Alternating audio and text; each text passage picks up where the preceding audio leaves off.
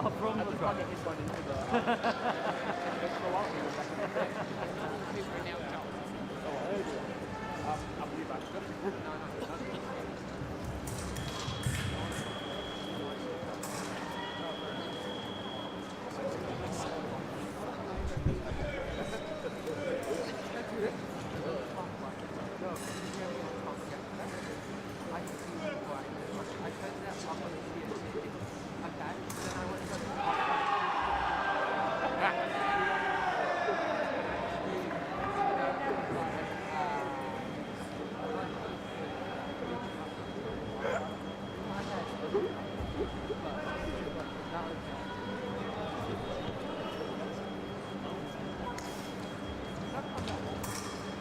I have those like, you know those nets? Yeah. No, I do like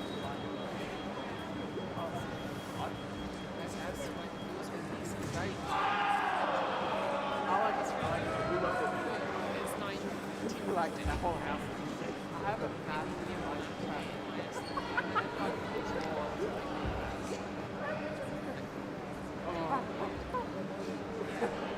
yeah, so hard.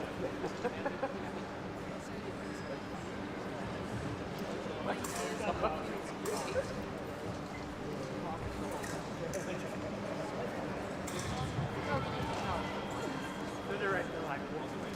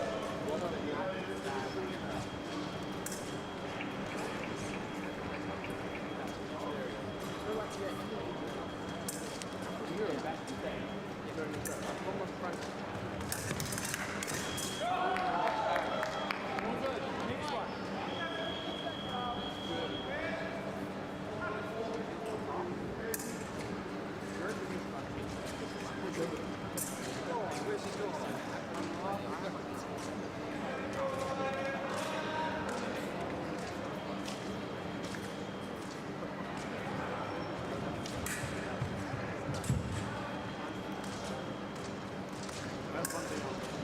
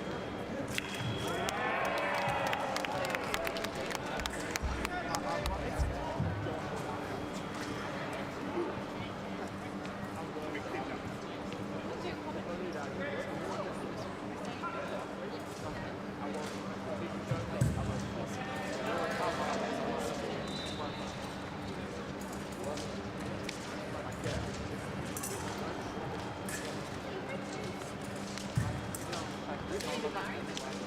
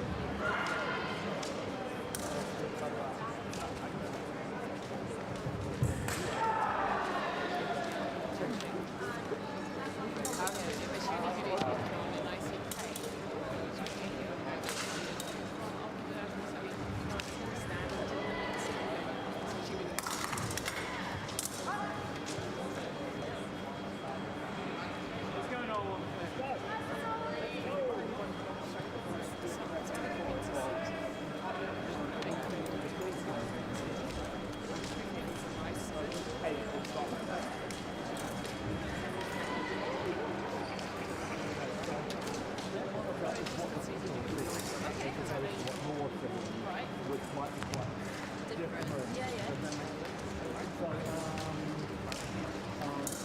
probably trying to see what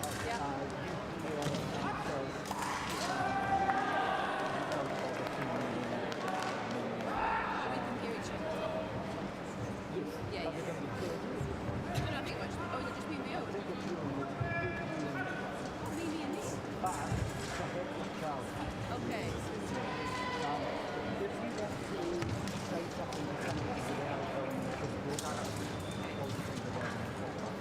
we'll go for a coffee.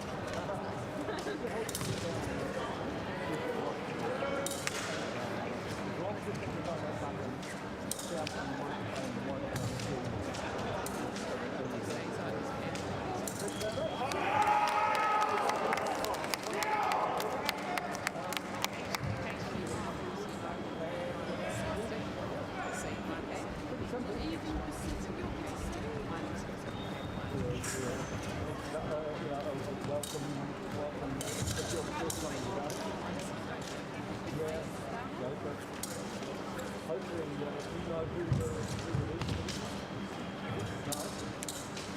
Zayed, how can we get this lovely lady that sheet for now? For now, they should give it to you. For the saver. Yeah, they should give it to you. Something will bring it out automatically. Yeah, I think so. I think Right. Oh, no, Oh, as well. yeah, Okay. no, they sent to me. They sent to me. So, because it's the first one of the day, hello and welcome to how you're doing. This is the meal saver. Between you guys.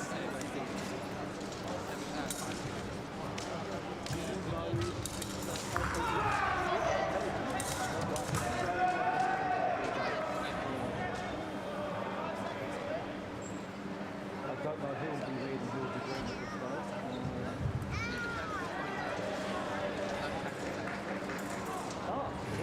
Yeah, because the referee has to be able to see that happens. So if you're right handed, you're left landed, and then you've got your right, so then you're ready. Those are the sort of things that you explain to us. Because we're trying to see happening of the more than just the Olympics, which is about all you ever see on. Plus these ones I found online as well. And what we found was the ones that were commentated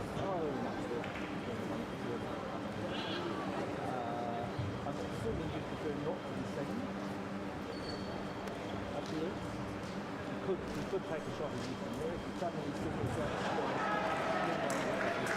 but rocks in the wind. Beyond like. Yeah. Yeah, I did it for Commonwealth in 2022. But I was with another. Yeah, We were up right in the back of the stand. oh, really? Yeah. So you couldn't see Didn't see it. Yeah, we had to watch it. Oh, okay. Yeah. Well, actually, that's your rugby number. Yeah. But this is nice because you can actually talk to the chat to the table or whatever beforehand and some interesting pictures. The middle is just So assume the people that are watching know it. yeah. Got it? We're assuming that the only people who watch the series are parents, Yeah. but we're hoping that people who watch the finals will be more than that. How many is it?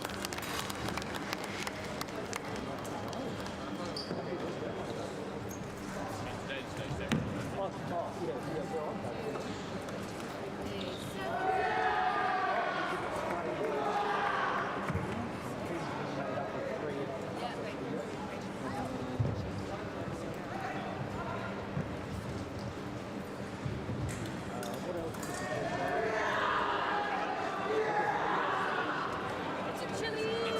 I want to see that one.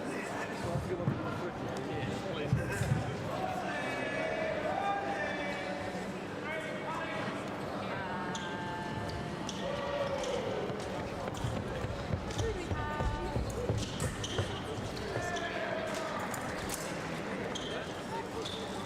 No, yesterday was this. We had this big like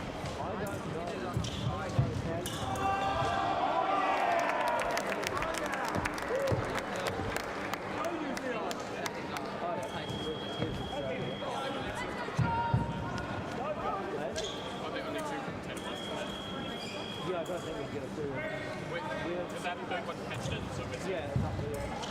so as long as that doesn't get any shit, it's fine. Yeah, So that 1 and 2. yeah. You want me to just take that shit away, or keep it just in case? Just in case, yes. So it doesn't matter which bit you grab, as long as you take away Both will be up at the top, so yeah, another thing is like that. Oh, yeah. I've just complicated before. Oh, perfect, there we go. Easy. Check the dice card. Yep, that's it. It's not looking hopeful. Yeah. Something you want.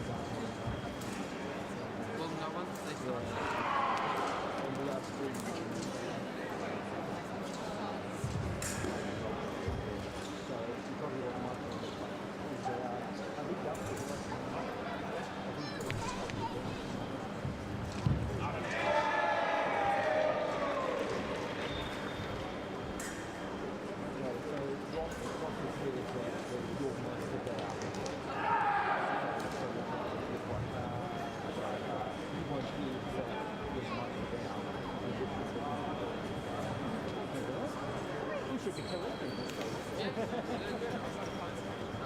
I need the English and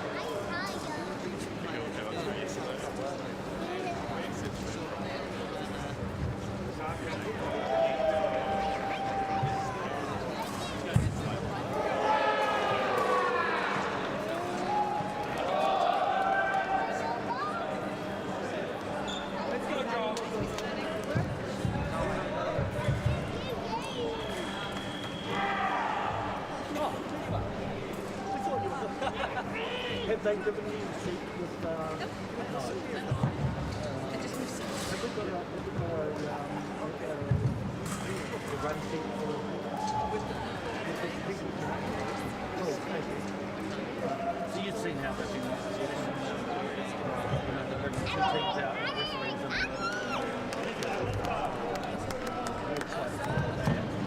and we take the audio from that would probably be good to speak through that. Right. Let's have a good one.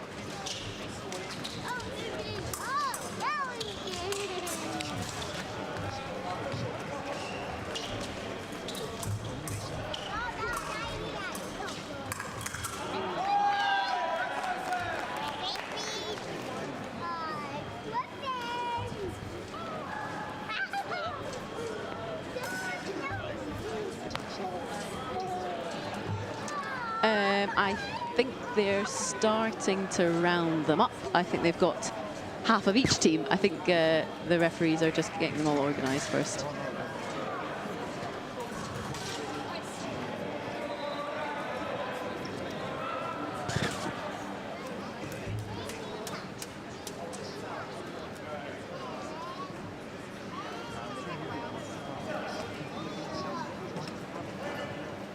Okey-doke.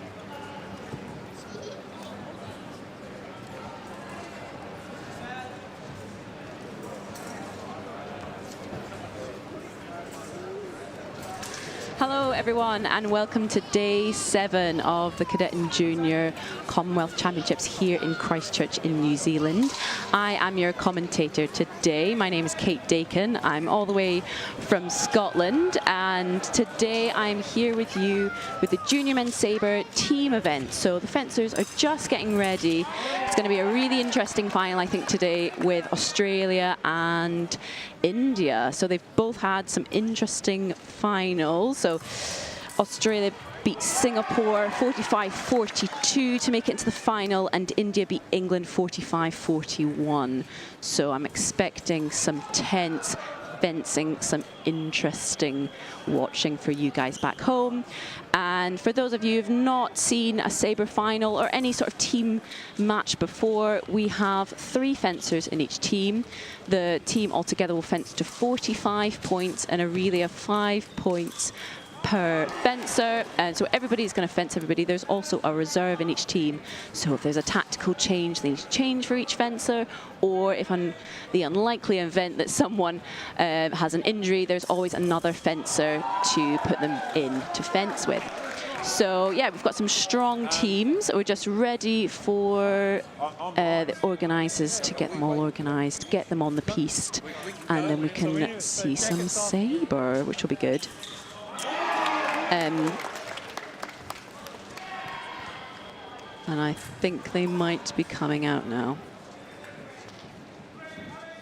So yeah, it's a little bit of a warm, slightly warmer day in the venue today. I think everyone's remembered to pack some thermals. It's been a bit chilly in here, but it's been really nice, lovely venue in here in the netball centre. And I think we've got some other fencing going on behind me as well. If you can hear some shouting, that'll be the épée, I think. But the sabre will be on shortly for you whenever they are ready.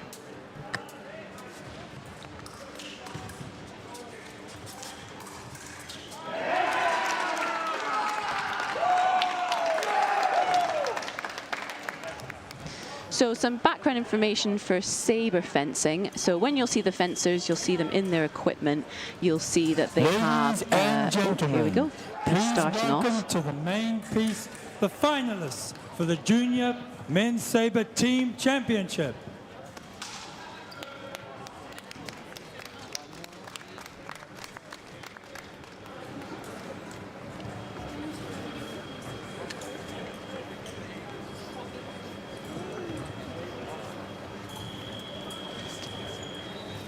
India, represented by Lakshay Batsal, Shreyas Avinash Jadhav, Nikhil Sanjeev Varg, Harshit Kohli, and Ronit Kumar. Will fence Australia, represented by Zeno Radnoti, Boom Palakawang, Daniel Eilif, Karan Yu, and Alex Lete. The referee team, Japan's Yutaka Kamio, Germany's Bianca Inakemija, New Zealand's Nicola Shackleton, and England's Luke Deemer. Everyone to your positions, please, and good luck. Okay, so the action is ready to start. Now, at the start of every fight, there is some team chanting. So usually a nice little performance from each team. Let's see what they've got.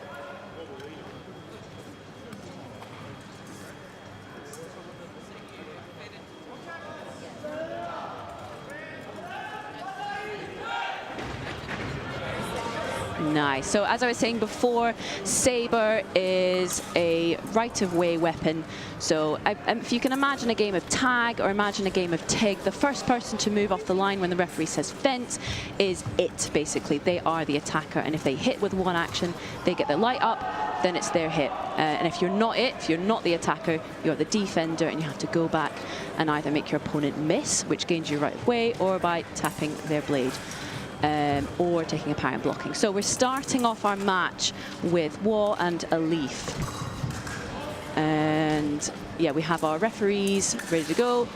And yeah, it's going to be interesting. So the target area, as you can see, is the sort of metallic-looking jacket, which they can hit with the side of the blade or the point. There's no button, as there is in foil and épée.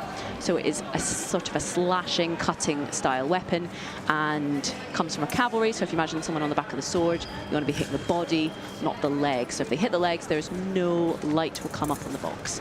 So India in the red side and Australia for the green. There's a single light, it's very easy. That's the person's point, and if there's two light in the box, that's where our referee comes in and decides who had right of way and who is the attacker. Referee making sure everyone's safe, got the right equipment on.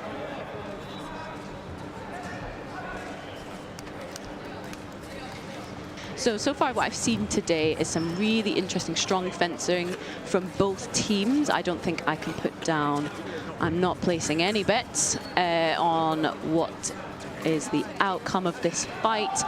Both fencers, the Indian team very aggressive in the middle, but the Australian team are really very graceful style fencing from Elif, I think.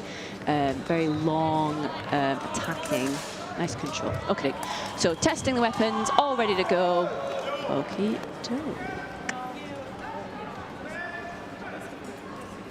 and we have a video call as well. So any of the referee decisions that the fencers are unsure about and don't agree with, they are allowed to go to video once in each match, and the referee can then check the slow motion video replay and can either change or keep their decision.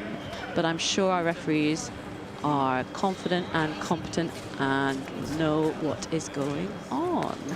So yeah, gonna start with War and a Leaf when everybody is ready. These are sort of moments that are key when there's a long delay. Which fencer is the mentally strong in these situations? Who can, you know, handle any sort of delays? Always on it, always ready to go, no matter what is happening.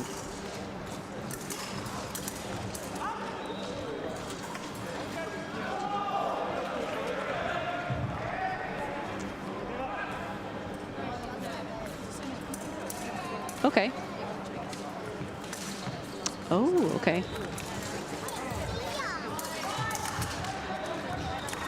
Okay, that's fine.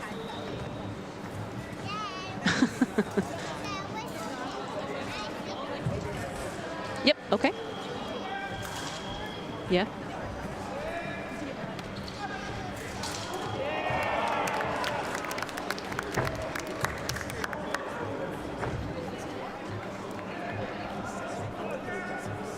Okay, so slight technical issue with the VRS, the video replay system. So we're just going to get our very handy mechanics to double check and see what's going on. But as you can see, our fencers are on this lovely raised piece with a nice black background, so it's nice and clear for our referees to see what's happening, and they're hooked onto the electric scoring equipment. Now, if you can imagine how it works, it's very simple.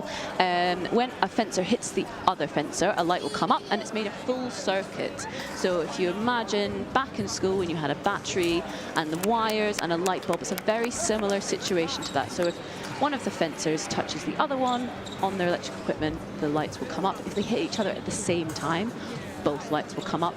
There is a block out timing, so if the one fencer hits the other and it's slightly behind, so the light will not come up. So that's why fencing in saber especially is very fast. We call it the block out timing. So, you know, if you are the attacker and you're attacking going forward, you can hit. But if you are the defender and you get one light on the box and there's no other light, it's your point. There we go. Okay, okay. Not yet. Okay. just still waiting for the last bits. And like I said, you have to be ready for anything to happen in sabre and in fencing in general. You don't know what could happen, so you always got to stay ready. Like I said, you just saw there, both fencers touched each other at the same time, so we're testing the equipment, make sure the circuit works. So the electrical equipment works, the scoring equipment works, their lames work, which is what we call the electrical jacket. They're going to do it one more time. As you can see, hit at the same time, 2 lights come up. If a light doesn't come up, it can also be an equipment fault, so you can see their kit and their swords, and you can also see some wires there. So at the back of the lame, there is a small wire coming off the back of their neck. Is attached to a little tab at the back of their jacket. That's attached to their mask, to connect it to the full system. There is also a wire that's plugged into their sword. That's then connected into the wire behind them, connected to the spool wire that then connects to the box, and then we see those lovely red and green lights again. And I think we might just be ready to go in a few minutes. So thank you for being patient with us, and I think we're ready for some fencing. Oh, nice attack from Elif there. So if you are slightly faster with your hand, then it's going to be your attack, and the referee saw that. And the same again. So that time, although the Indian fencer was starting first, he didn't start with his hand. So his hand didn't progress towards the target area. So we would call that into your preparation, preparing for an attack, but not straight in the arm. And Daniel Elif did, and call it the hit. Make miss from Elif. And a nice attack to the end. So for the last 2 hits, he hit the wall with the same hit. That time he pretended to do that hit, made a miss, and then attacked. Ooh. So a picking up of the attack from Elif there. So they both jumped in and out, and Elif picked up the attack. And to video, they've gone from the in for wall. Now, if Wall's correct in decision, he keeps the decision, but if not, it's changed. Nope. So now Wall has no more video calls, and it's point for Elif. And another attack into the preparation. Very nice single light, and a 5-0 win for Australia in the first match. But it's all to play for, especially in sabre. We don't time sabre, so it can go on. It is very quick, as we've seen. Normally, with the other weapons, we time each match, but there is really no point in sabre. It's that fast. So on to our next fight. Badzer and Palakawangez. I will apologize. No, we've changed it. It's Badzer. Different name on the box. Nope, I've got my names wrong. Apologize for those watching. So attack missed there from the Australian and the riposte. So the opposite way round of the second hit we saw in the first match. And attack straight given to the Indian, but the Australian had asked for a video replay. So I think what he's interested in, so in sabre, if you're attacking and hit, no problem with that. If your front foot lands when you lunge, let's take a big step forward. If your front foot lands before you hit, then it is attack no. So I think that's what the Australian has asked for, whether or not he missed. His front foot landed and then he hit, which would therefore mean a miss. Yes, so a change of calls. So attack no, attack is touche. So 6-1 is now the adjusted score. And a nice straight attack there for the Australian, picking up the attack, lovely. Big miss, all the way down. Nice control. Oh, but there we go, that's the counter-attack I was saying. So although the Australian was the attacker, there's one lie on the box, you get the point. Very simple on that one. An attack parried, our first parry, I think, of the match, and a whole match in general. So nice attacks, parried, riposte is touche for the Indian fencer. So most of the control in the middle's been from the Australians. Let's see what happens next. And was that attack? Yep, same attack as before. So attack missed with our first one, but we've gone to a video call. From where I'm sitting, it did look like attack no. We'll see what the referees see in the box, in the VAR. bit, like I said, if the front foot lands before they hit, then it is actually a miss, and the other fencer then gains right of way. And then if there's 2 points, 2 lights in the box, it's the attacker. So yep, same call. Call is sustained, so no more videos for that. Bad, sir. Just check out the score.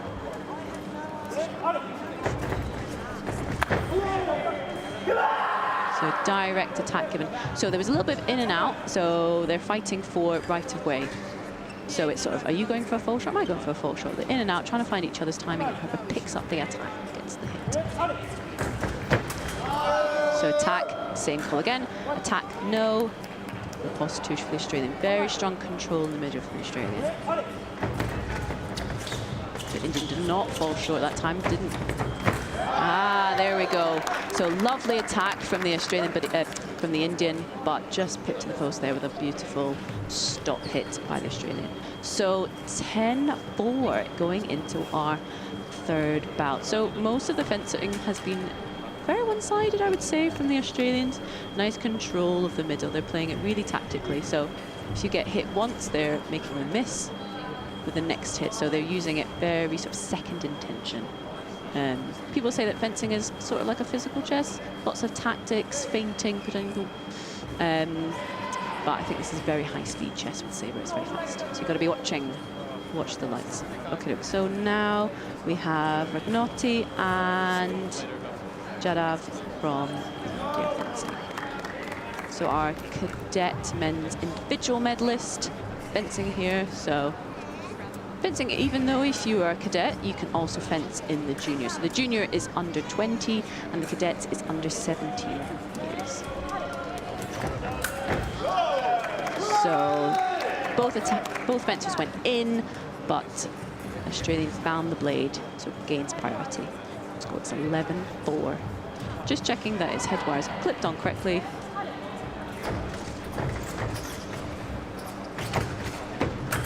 Ooh, nice attack. And almost the splits there for the Australian. So winning right away is really important in saber. Oh, slight early start.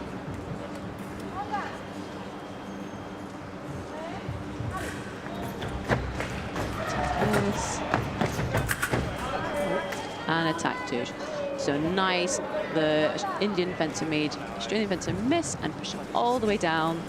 He wasn't made miss, didn't find his blade, hit him straight, attack. So 6-11 is score. Attack's parried, yep. So slight meeting of the blades there gains priority right of way for the Australian. So 12-6. Very strong performance so far.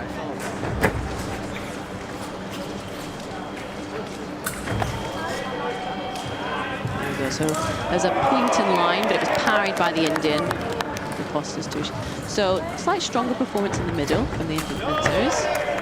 But no, reprise of the attack for the Australian there. So, like I said, jumping in, jumping out. Whoever starts that attack again gains right away. Same again. Yeah, same call. But we're going to video now just to double check. I think the Indian might flunk. He was a little bit faster picking up the right of way for that one. Unfortunately, I don't have the slow-mo here to see. So the referees can go back to the... Oh, now I can. There we go. Nice little shot there. But the call was sustained, so no change from that. And attack straight for the Australian. Very strong performance there. Like I said before, the middle is that those 2 gold lines that you can see are on-guard lines. They're 4 meters apart. And in saber, they're very key for who is going to get right of way. Normally, if you're the person that gets right of way, it's pretty easy. You want to be the attacker.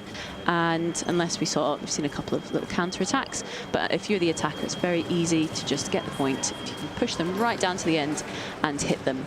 So it's key that you sort of gain control of the middle. There'll be a little bit of in and out, pretending to sort of attack, to draw them out, to make them miss. So it's whether they're going to be more aggressive off that line. So when the referee says fence, are they going to prepare to attack and try and hit their opponent and push them straight away? Or are they going to play a bit more tactically and go second and try and make them miss or parry or hit them before they can get hit?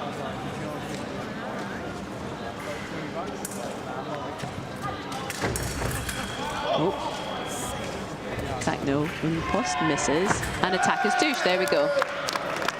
Nice attack. There. Oh. You have to make sure you don't false start as well.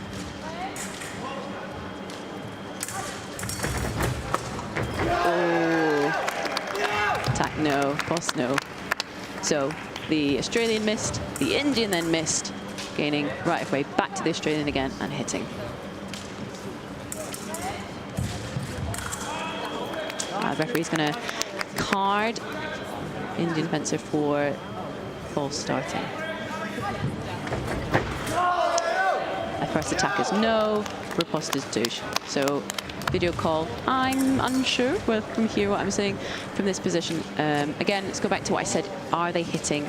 Is their point of their sword hitting the opponent before or after? So no, it was after their front foot lands. Nice explanation there from the referee, as you can see in the bottom there of my screen. Attack misses again. Nice control from the Indian, push him all the way down. Oh, unfortunately that last gold line there, the Australian just went off the end. So if you leave the piece right at the end, if your front foot leaves, then it's a point automatically to the opponent. So I believe made miss, but nice counter attack. And same action again, yeah. Made miss, riposte is touche. So pretty strong performance from the Australians here, leading 28 into the 5th period. So we're just about halfway, over halfway now through our match. Now it's a really key point in the match. Like I said, it can go any way. Anything can happen in team matches. Nothing to say about a comeback. I've seen it before. It's all possible. It's all to play for. But from what I've seen from the Australian fencers, they're really strong in that middle part of the piste. They're really controlling. So nice, some coaching there from Australian coach Donglan Kim. Coaching. So we have 4 fencers, but only 3 will be fencing. So the others are in their box, as we call it, supporting with their Australian flag. So onto Watt and Radnoti. Every fencer will fence everyone in the team, but in a relay of 5th period. An attack given to the Radnoti, so he was way further ahead with his handling Indian fence there. Nice control of the middle and a miss. Went for the duck parry, but just not successful on that one.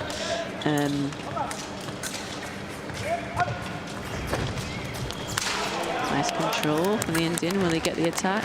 He does. There we go. Nice and simple. You have to really be careful that you can control your distance in saber. You get too close and you might be hit. Attack from too far away and you'll miss. An attack given to the Indian in the middle there.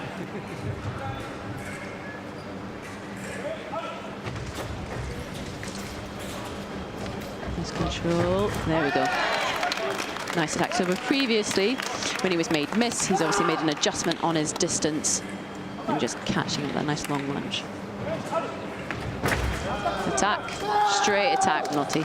Very aggressive attack, but video call for War there. I'm not sure if he is thinking that's attack counter attack, as in it's actually he started before Radnoti. We'll see.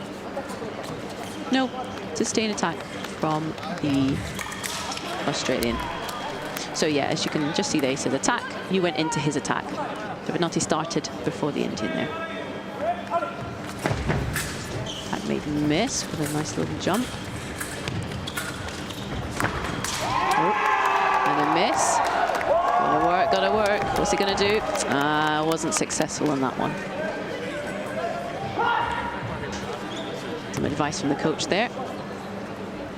Point given. Attack missed again. Oh, what's gonna... Nope. Same attack again. He's missing. Indian's pushing him down and attacking. Loads of Piste to use if you're the fencer. Set them up for something. Attack. Ooh, unsure of that call, but he does not have any more videos. His video call was already used previously in the fight.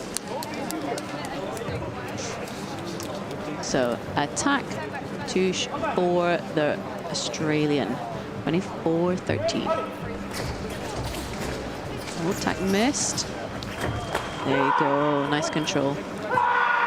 As the attacker, you have to be ready for anything that the defender can throw, and actually you have to be very patient in Sabre, even though it's quite fast. So it's patience from Ignotti, not falling any of his hits. There we go. Nice push, push, push, hit him right on the end there. So the defender has only 3 things that they can really do in defense. They can either try and hit them before you get hit. Risky one, that one. You can try and make them miss, which we saw a couple of times there from the Indian, or you can try and stop them from making a parry or taking the blade. So any sort of contact with the blade. The contact has to be from the top half of the sword. It's very complicated to see without any demonstration right now, but if you can imagine, if they're touching tip to tip, it's whoever's moving backwards then gains priority.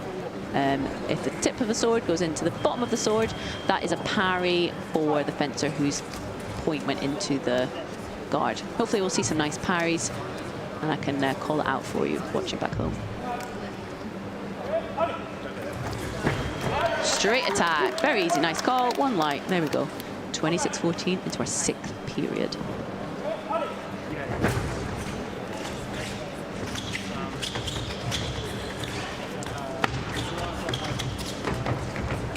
Ooh, Australian did work very hard to try and draw him out, but the Indian was just really patient. Nice control, got him right at the end. So there, you saw the Australian try to block him with a parry, trying to stop him hitting him on the head, but he went underneath him, under the arm. Made him miss. There's attack. Straight through. 27-16. Straight attack. It was very long lunge, hit him. I think it was just a step and a lunge, but long reach, and the Indian just did not move. It's the preparation the other way around. So the Australian fencer did start first, but I think the referee is calling it as not starting with the hand, so preparing. It's not actually an attack until the hand is progressing towards the opponent. And the Indian then lunged into that. It's his point, so 17-28. And the same call, but the other way around. So see that? The referee says that your hand was back, and he hits into that. Control from the Indian. Ooh, tried to go for that parry right at the back. Tried to use that whole piece to use the distance. Just trying to disrupt that really strong attack that the Indian fencer has. Again. Still the attack. So the Australian might need to change up his tactics a little bit. He keeps being made miss in the middle.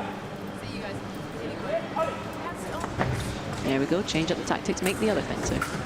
And patience, and attacked, taking us to 30 and into the last 3 fights of the team event of this junior men's team final. So far, it's been a pretty dominant fencing from the Australian team. Whenever there's been any hits in the middle, it's been fairly one-sided for the Australian team. Nice control in the middle, either hitting them as the Indian fencers, are preparing, so their hand is back as they're moving forwards, or they're trying to make them attack and then stepping out of distance, so making them miss and gaining right of way.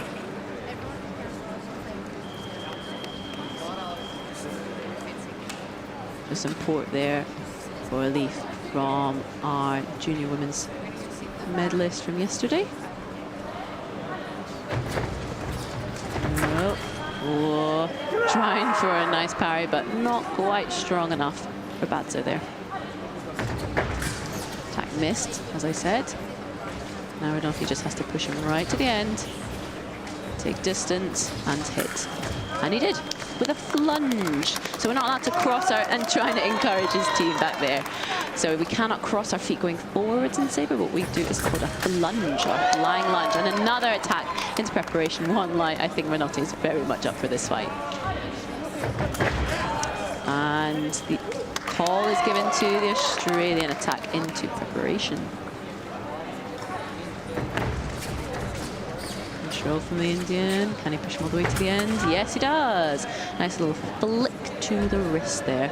I think the Indian had a bit more potential with his lunge. So I think he could have been made miss if he was... Oh, and a counter-attack. Block out.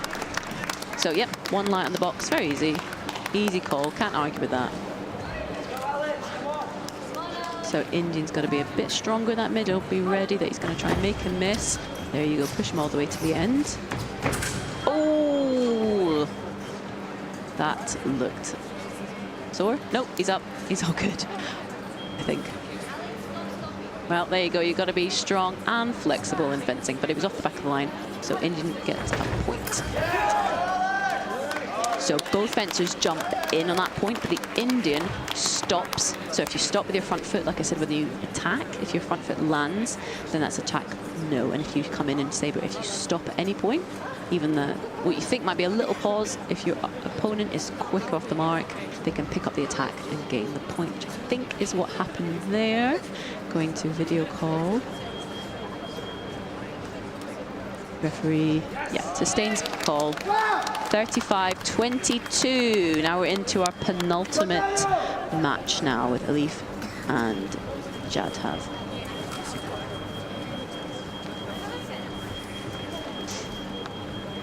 So, like I said, it's pretty dominant from the Australians. Really nice control. They're either making the Indians miss in the middle, so going for a defensive action, or they're hitting them while they're preparing.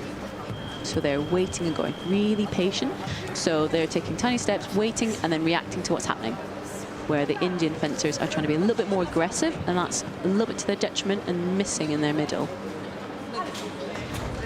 A little bit slow off the mark from Indian, so the Australian is picking up the right of way. So the same call, but the other way for Indian fencer. Attack, no. And attacks touche for the Indian. So much better control for the Indian fencer there in the middle. And attack, so we would call that a reprise, a retaking of the right of way. Oh. False start. Warning from the referee. Attack is given. That was quite, you almost thought he was missed, but he's got another little bit more distance in that lunge. Very long lunge. His hands right out. Really try and get that counter attack. Oh, and he did. There we go. Very long reach there.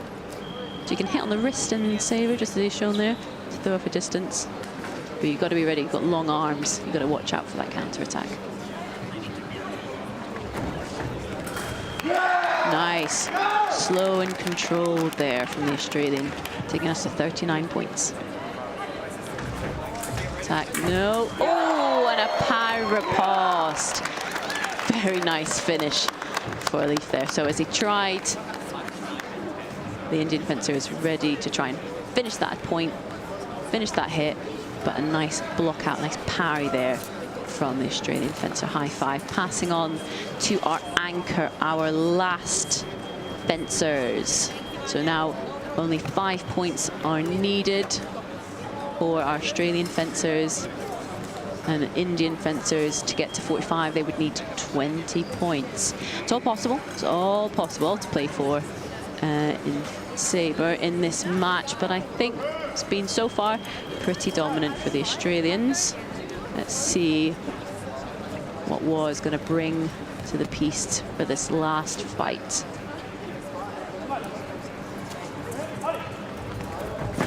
And straight off the mark, beautiful long attack there from the Australian. Oh, and attack is parried. Riposte is given for the Indian fencer. So War was ready for that attack, blocked it out and hit. Attack miss. It's happening a lot for the Indian fencers. They're very aggressive, but it's meaning that the Australian fencers are expecting it and making them miss. Oh, attack miss. Patience in that long attack, and a nice finish. There you go. Patience does you well.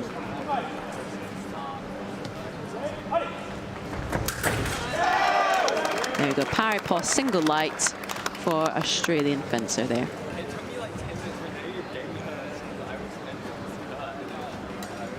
Make sure you've not got too much of a bend in your blade. And your preparation. So, Australian fencer progressing forward, but not straight in the arm. Indian's point. Oh. Ah, the Indian fencer had right of way, but then took the step back. If he'd taken that attack, I think he would have won the right of way there.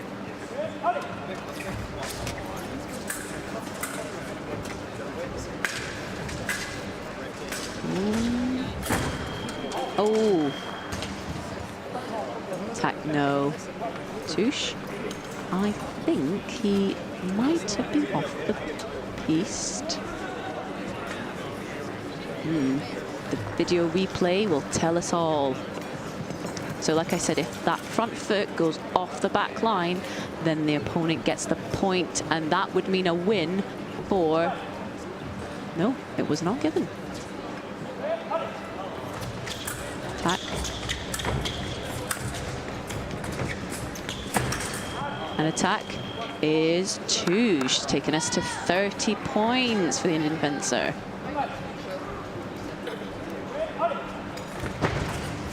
Nice miss. And nice attack. Is it? Oh, I thought nice attack. Oops, to video. Now we'll see what the referee gives. Attack parried, riposte is touche. Like I said, anything can happen. There we go, though. Nope. Nice strong finish from the Australian there. I thought the Indian might have changed up his tactics a little bit there. Have a little discussion from the fencers. There we go. And a win for Australia. So we have our 2024 Commonwealth Team Champions for men's sabre is Australia with a very convincing win of 45-31. So commiserations to India, but they still come away with a team silver, but gold for Australia. And some great fencing there, guys. I thought a really dominant game, like I said, from the Australians. They're really nice control of that middle, and yeah, beautiful fencing from the whole team. They have 5 on their team, but like I said, just those 3. No substitutions were made. Very happy coach there. And yes, I have been Kate Dakin, and thank you for everyone that was watching. I hope you enjoyed a very exciting sabre final. Some really nice bit of fencing there from Australia. And I mean, it's making me want to put my fencing kit on and do some fencing. I don't know about everyone else back home, but I would encourage you to use that as motivation. If you can find some fencing clubs near you, please try it out. It's such a good game. Like I said, it looks complicated fencing, but it's actually a very simple game. Think of it like TIG. You've got someone who's it, someone who's attacking, and someone who's not it. They're the defender. And yeah, now I think what we have next is the men's épée.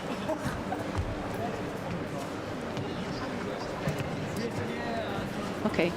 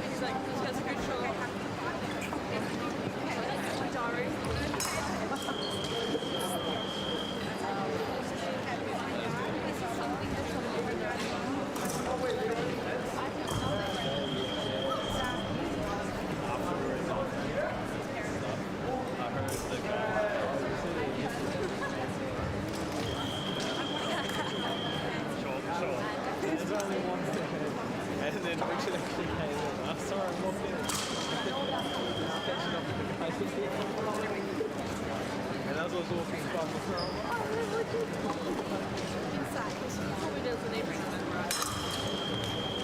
He didn't recognize that.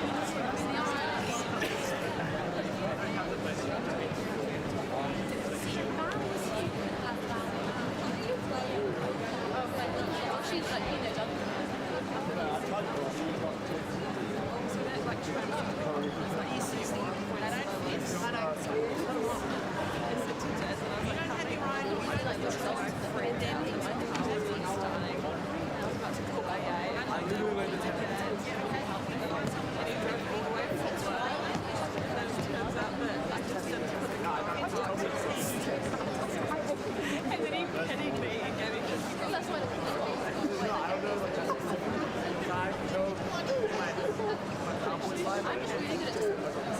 Wow. It was just in drive. And I was like, why is this fun? I called AA and they're like, oh, sorry.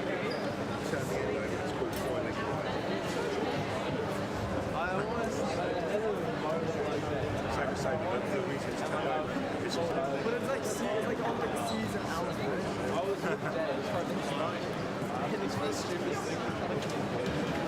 I was like, fuck, I'm pulling over. We're sorting this out. And I turned the car off.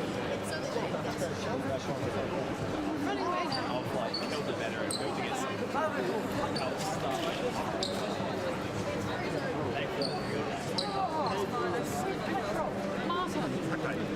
I never got there.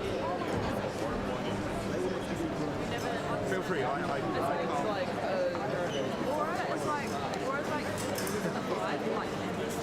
It's like, or it's like you're like,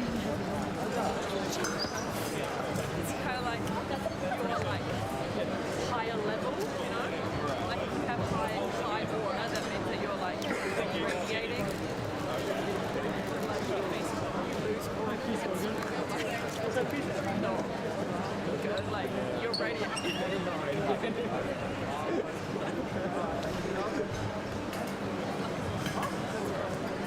You lose aura points if you like yell at your grandma. Oh wait, no. It's like negative. No!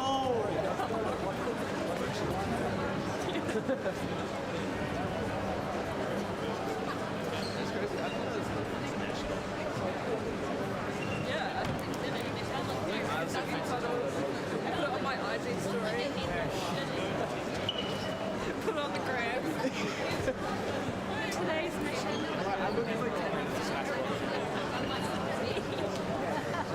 I'm gonna like text Sky Sports Zoom up. So, thank you, Sky. See you next time. See you next year. So good. I love having these around my legs.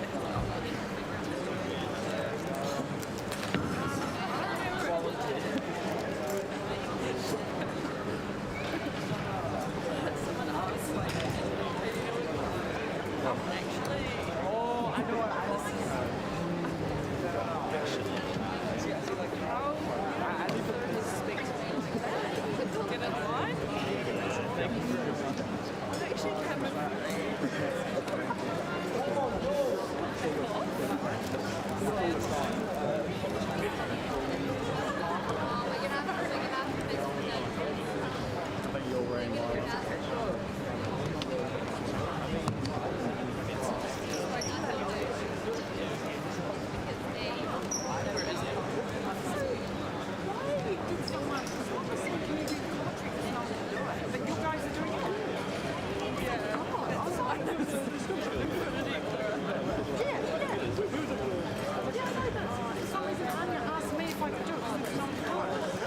And we didn't want to do it. Oh, She might come back for foil. down, but I'm sure you've got Brilliant.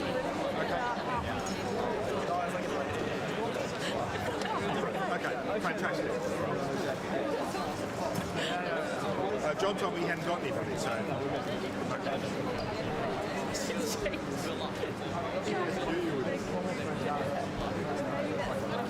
Well, because we were doing it before we were done. That's fantastic.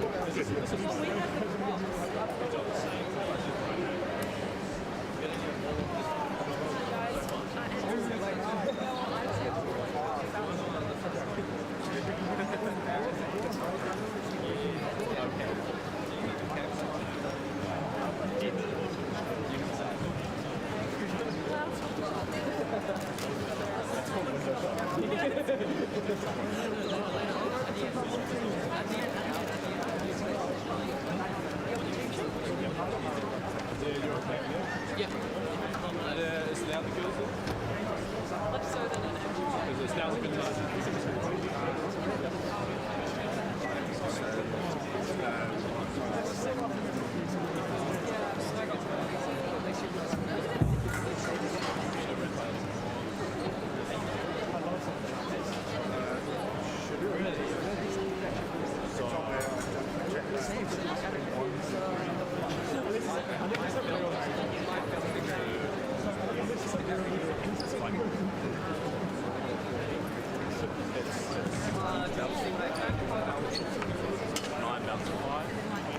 If they don't finish, they don't get to the final.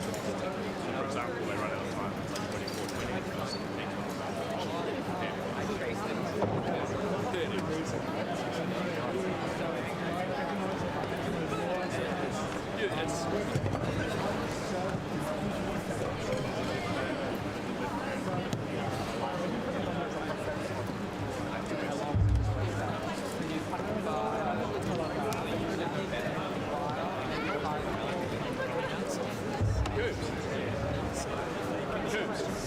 What's your nickname? Go on.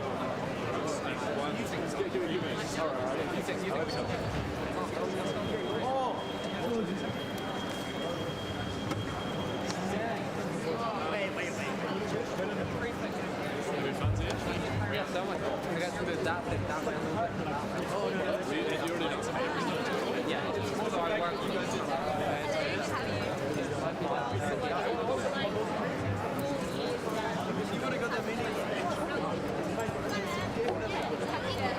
Well, let's not.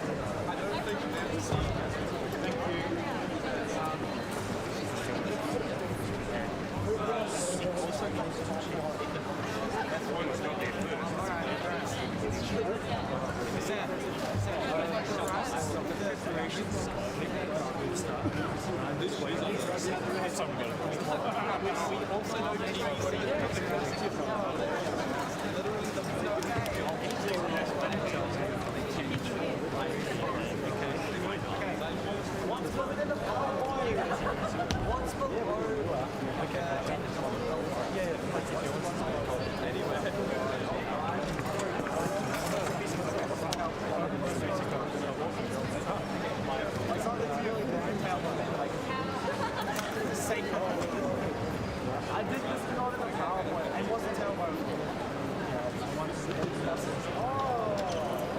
Not in the PowerPoint. New Zealand.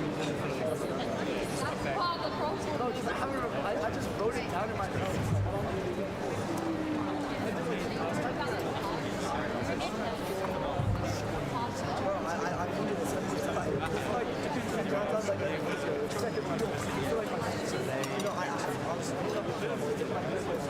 My wife was there for the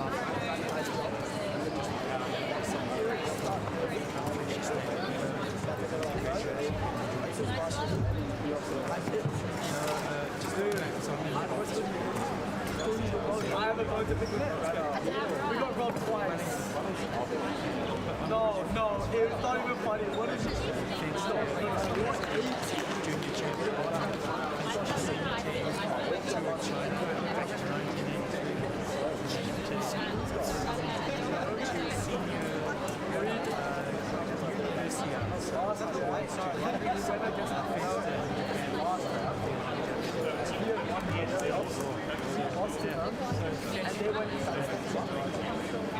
They brought up anecdotes. They're like, oh, my grandma was like, talking about her grandma and how like this.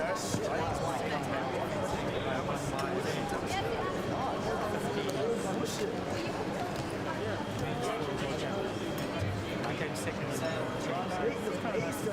You don't bring up anecdotes with them. What kind of debate do you learn of the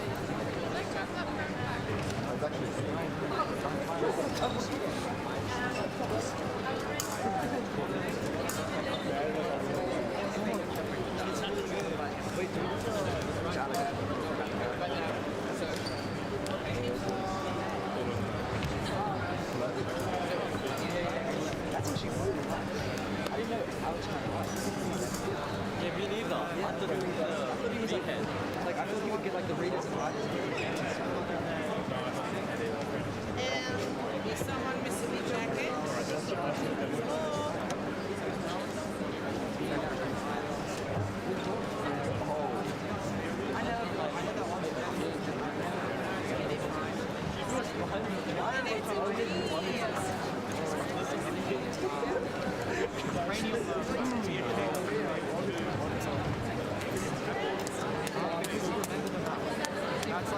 this one always live? I'm just testing. No, this one's not always live.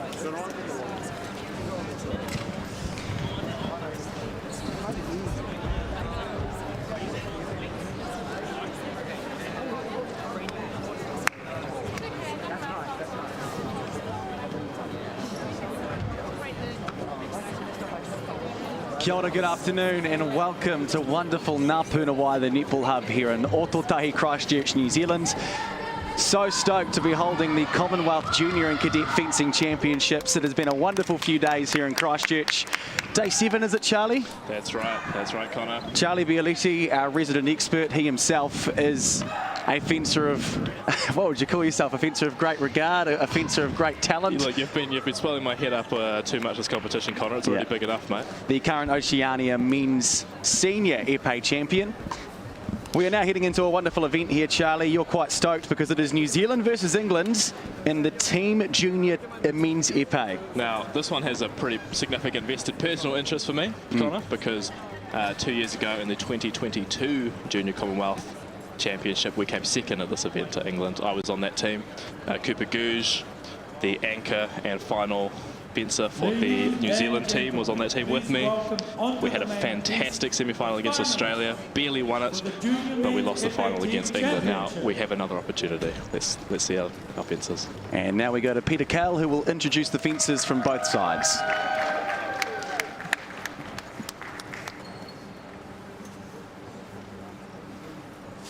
England, represented by Finn Bennett, Jack Courtney, Raphael de Gors, and Jem Green.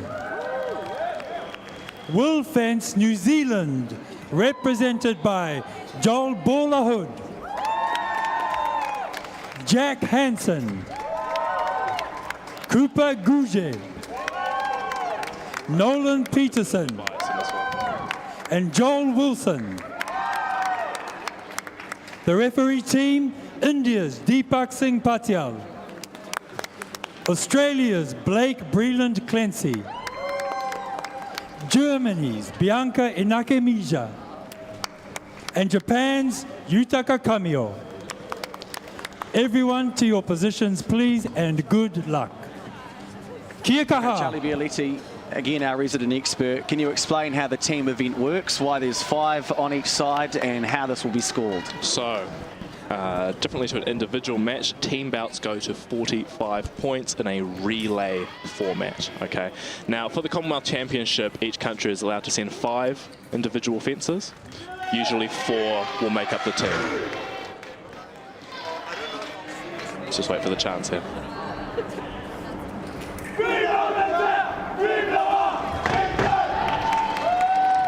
Tensions rising here. A lot of passion. A lot of passion.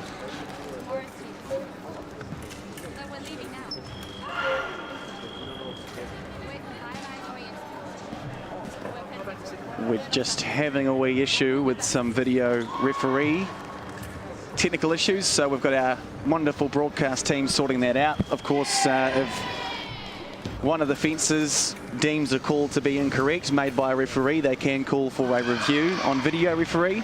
So we need to make sure that's working before we jump into the match. Quite right. Back to the team format.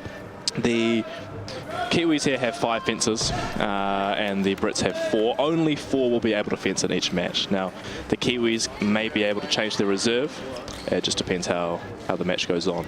We're going to have 3 fencers in the starting lineup, and New Zealand will have 1 reserve, 2 reserves, and England 1, because they're missing one of their fencers this time around. And first up for Team New Zealand, Cooper Gouge will be fencing against Jem Green. Cooper Gouge, the #1 fencer under 20 in New Zealand. Not sure his current senior rank, but it's pretty damn high. He is coming off a series of fantastic victories, including the Senior Australian Championship. Now that is a fantastic result. He beat some world-class fencers. We're about to see his style, a little bit different from other epeists that you may have seen throughout this competition. against the England starter, Jem Green. Looks like the video referee has had things sorted out. Gouge and Green touch gloves, or in this case, weapons. And we are set, off and running in the junior team men's épée final. My heart's beating here, Connor. The first bout, Cooper Gouge for New Zealand against Jem Green from England.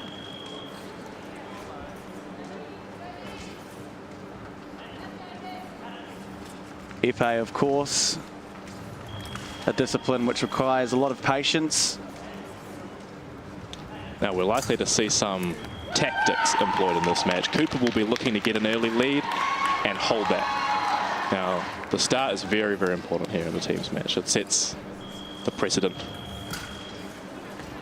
the pattern for the rest of the match.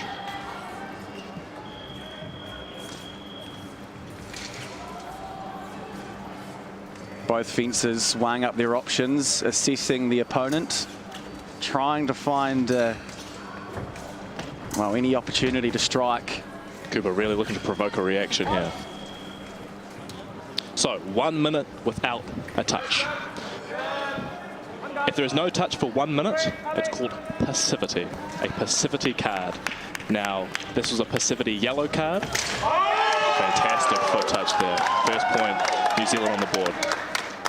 If there is another passivity card, as in there is another minute with no touch, each fencer will have a red card. Okay. If there is a third minute without any fencing in it, the team with more points wins the match.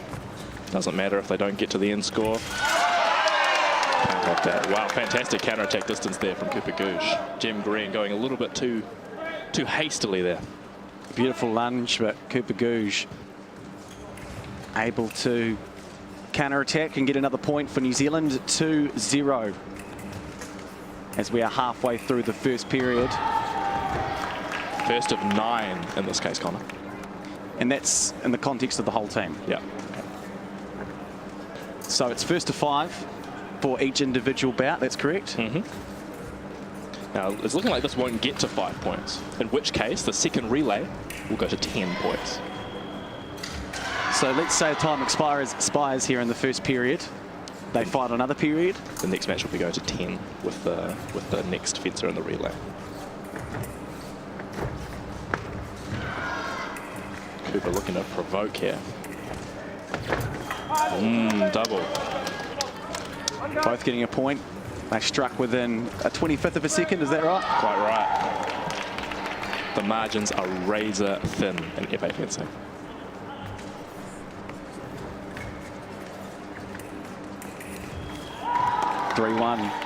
New Zealand in the lead in the junior men's team's épée final. Now, the English fencer here will be looking just to back off a little bit because he hasn't been able to find a solution here. It's important that you don't lose points for your teammate. Okay, you can't be a hero. It's looking like he's wanting to back off. Cooper still keeping the pressure on him though.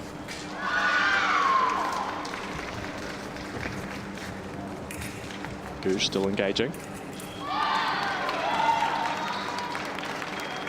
Fantastic. All right, first period, 3-1 to New Zealand. Time expires.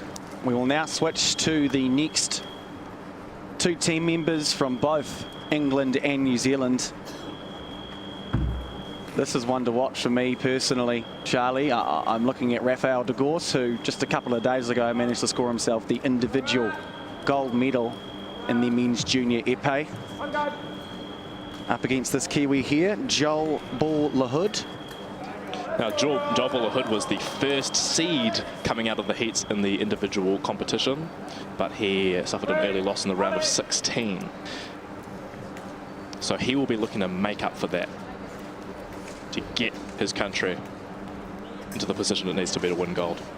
I'm sure he's well aware of the threat in front of him though. Rafael de Gorse, a fantastic fencer.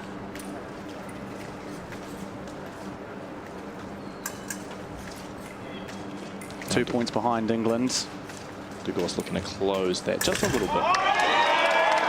Good timing there from Joel Ball Lahoud. Took the blade. No hesitation. Well done. Now, Raphael won the individual competition. He's the best fencer on that team, at least in principle. So they'll be looking to hold him off. Okay, all of our guys are solid here. They can all do it. It's about making up that gap between your best fencer and your slightly weaker fencers. Looked like a small mistake there for Joel. Yeah, small mistake. Joel, Raphael closed the distance, got that point on real quick.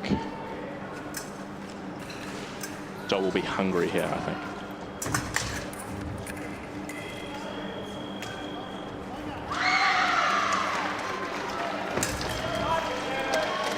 Both getting a point, touching within a 25th of a second. 2 points in it still. 5-3, New Zealand in front in the men's junior épée final. Both fencers have to be brave here. Still, it's early days. Remember, this goes to 45 points. This can really ramp up, and I'm anticipating this to be close. Let's just see how we go. You might be able to hear the women's foil semi-finals in the background. Oh, fantastic touch there from Raphael de Gorse. Incredible feint, place disengage.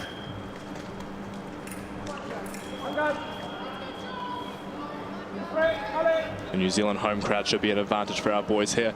You know, we've been smashing them in the rugby, we can do it in the fencing too. But much like the rugby, it's close. Only a point in it.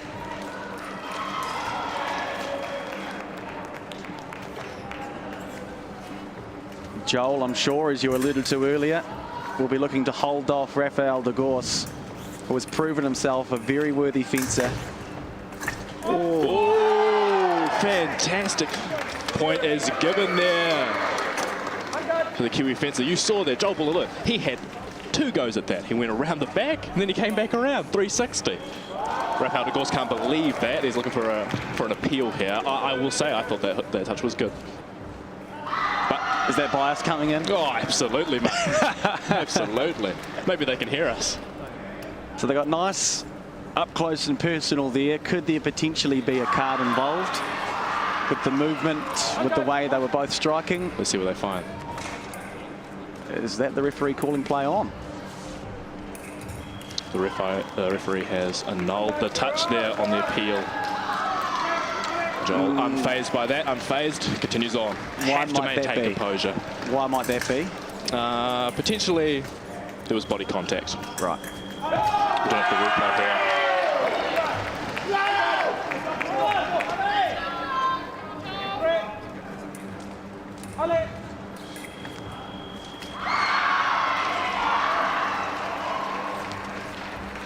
Under a minute remaining in the second period. And the English have clawed back into this one. At 1 point trailing by 3. Now dead even, 5-all. Oh, quick here. De Gorse looking to get that 1 point lead. Remember, they're on a passivity yellow card. If they spend any more time not fencing, there's going to be time pressure on the team that is not leading. Right now, doesn't matter. We're on equal footing.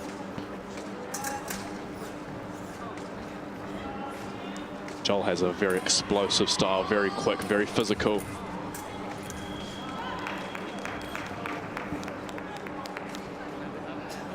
Final 10 seconds. Looks like our fences are backing off here. Raphael has done his job. He patched up the hole made by Kerber Gerge against Jem Green in that first bout there. It's all about working together. Yeah. Both fences showing respect. At the end of that, the second period, we move on to our next 2 teammates from England and New Zealand. For New Zealand, it's Nolan Pedersen. And England, Jack Courtney. New Zealand on the right, England on the left. Dead even, 5-all. At 1 point, New Zealand 3 points ahead.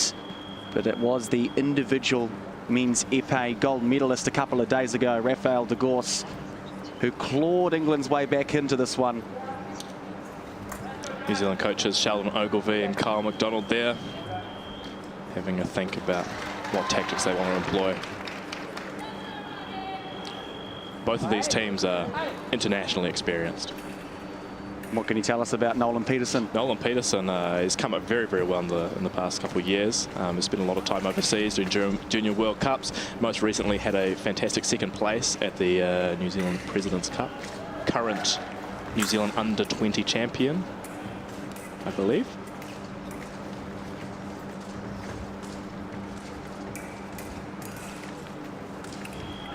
So we're seeing some pushing here from the English. Maybe not necessary. Nolan. Oh, fantastic movement there from Nolan. Stopped himself from following there a little bit too closely. It's important you have that discipline there. A lot of movement from these two guys. Oh, good timing there from the Englishman. Nolan searching for the foot hit. Wasn't quite able to get there. For the first time, I believe, the English have taken the lead, Charlie. No, it's still early days. Still early days. But that lead is important.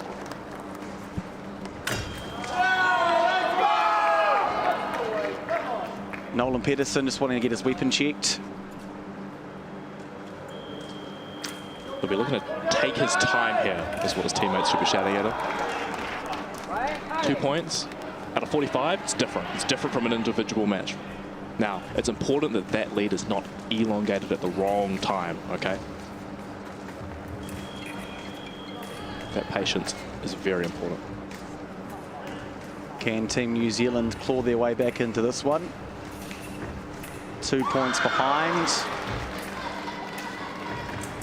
Jack Courtney scoring 2 in this match as we approach the halfway mark of the third period.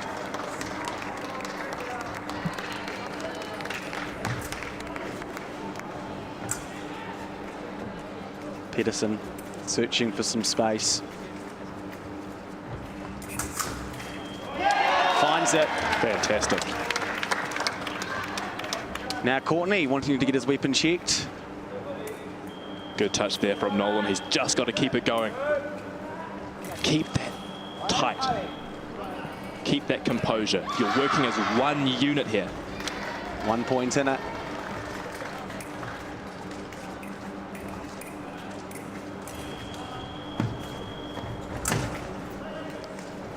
Nolan again. Oh, close there. Both fences doing a great job of keeping the appropriate distance. Nolan looking there. Oh, phenomenal double there. Excellent distance from both of these fences. Nolan is looking to push that in there and not be punished. He's wanting to keep the pressure onto Courtney Jack Courtney, rather. Excuse me, Courtney. Could be a Courtney.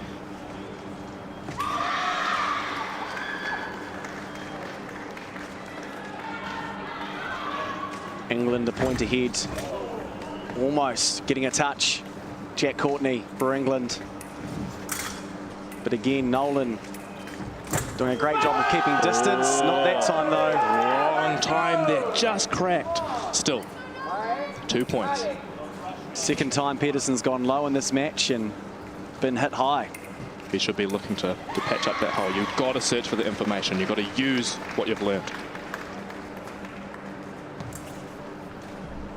Final 10 seconds in the third period. England 2 points ahead. Can Peterson get a point before time expires? Makes a strike at the foot, but unable. Jack Courtney from England happy that he's managed to steal that lead back for England in this match. It's going to change how we go here. Joel will be looking. Again, you've got to keep that score low. Don't let them break away, because then you're going to have to chase. So Joel's already been on the piste in this team event. How come he's able to fence again? So each member of the team fences the opposing. So everyone fences the opposing member of the team one time. Okay. So Cooper started this match. Yeah. He'll be fencing Rafael de Gorse in the final match. So Jim Green now on the stage as well, who was also fenced, and that was against Cooper, right? Yeah, Cooper Gouge. Mm-hmm.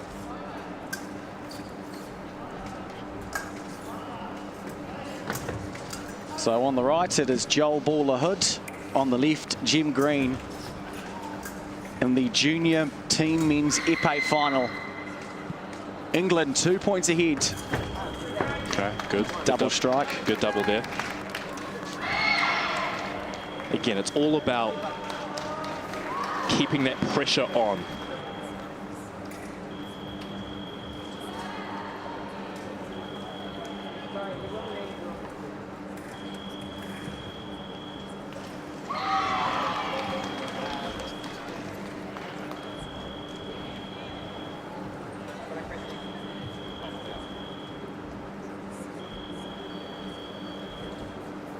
Referee's just looking to change the names there on the TV.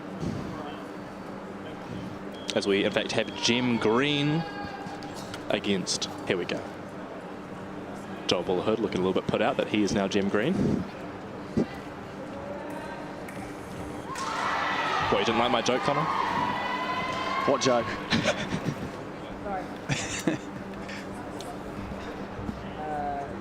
Right, we're reset. I think they're wanting an appeal for the time to be corrected. Yeah, they get it. That is the correct time on the clock when they stopped it earlier. And back in action. 2 points ahead, It's not England. much. It's not much. But it's enough.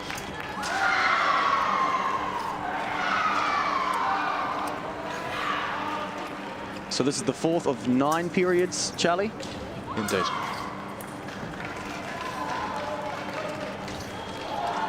It's all going to build up to that last match where we have Rafael de Gorse against Cooper Gouge. Fantastic pre-riposte there from Jim Green. And that is the largest lead of the match for the English. Now 3 ahead, 11-8. Again, Joel needs to move here. He needs to keep moving, keep that pressure on, make those opportunities open up. I'm seeing Jim Green making a lot of the initiative here. Joel is pushing. Here we go. Again, it's hard to go straight for the hit. You have to prepare. You have to set your opponent up. Oh, phenomenal touch there from Jim Green, straight on the wrist. Joel just a little bit too close. He's got the right idea. But these English fencers are strong. They'll pick you up on any little mistake that you make. Up next after this, we've got Cooper Gouge against Jack Courtney. Double touch, that's happy. England will be happy for that. If Joel can close this by 1 point and keep us in this, it's still early days. 4th period, approaching the halfway mark.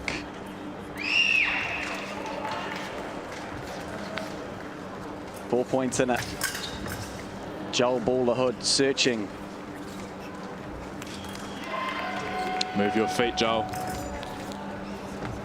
Oh! Could have sworn he got him there. Just a little bit out of distance. Jim Green, very disciplined here. He's always moving back. He's never committing. He's always looking just for a little mistake there that Joel might make. Joel's got the gas. He just needs to turn it on. Jim Green, we're going to keep doing what he's doing because it's working.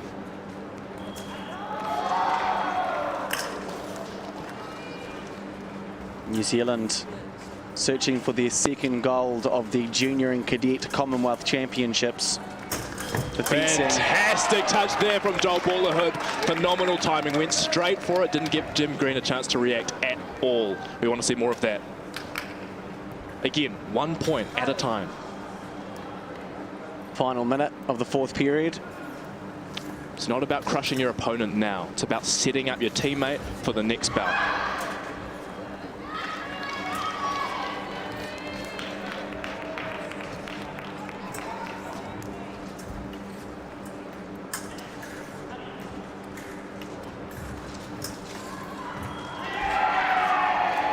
Jim Green.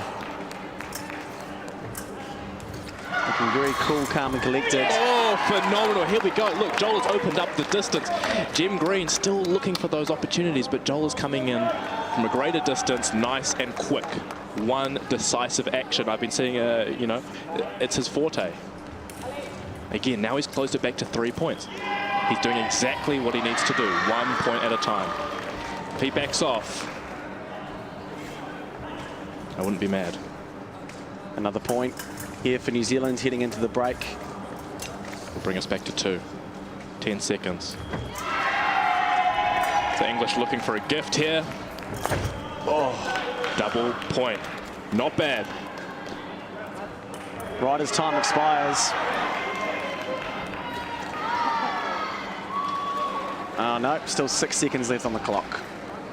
They're going to 20 points here.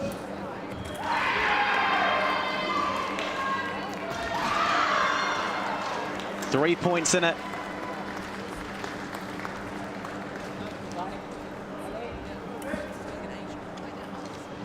Both fencers being disciplined here, not chasing. Good work from both fencers there. They both did their jobs. Joel keeping that lead as small as he can. Jem holding it. So after an early lead for New Zealand, their biggest by 3. England now leading by 3. Their largest at 1 point by 5. Jack Courtney got England this lead, and now he's up against the New Zealand anchor, closer, #1 in New Zealand, Cooper Googe. He's the man who... reigning Australian champion. Oh, right, I see. In the senior division. First Kiwi ever to win it. He's the man who gave New Zealand their lead earlier in the match.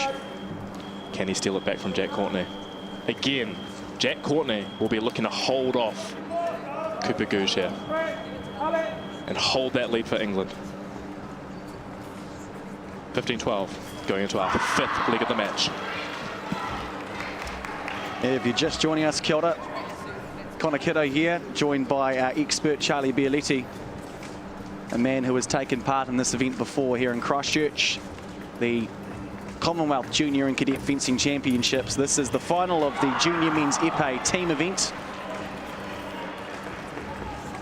A lot of action going on here. Cooper Googe looking to push. He's got a defensive style, but he can go attacking as well. You may notice he's a little bit different. He's using what is called a French grip. Gives you a little bit more reach, but a little bit less strength. So he's looking to draw it out, get that distance. Double, good double for England. Again, we're going to 25 here. A lot more time to close that for both fencers. You'll notice in that last match, you know, Joel lost quite a few at the start, but he brought them back. He solved the problem. Cooper's looking for information, use his time wisely. Jack looking to keep this this clock running, keep the pressure on New Zealand. Well-timed flash there, yet another double. England is happy for it. They're still searching for that breakaway to make that lead longer, but it's not easy. They're fighting off a strong team here.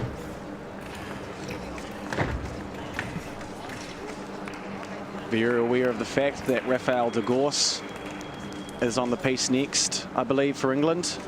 Up against Nolan Peterson. Nolan lost a couple of points in that last bout. He'll be looking to hold off that strong Commonwealth under-20 champion in the form of Rafael de Gorse.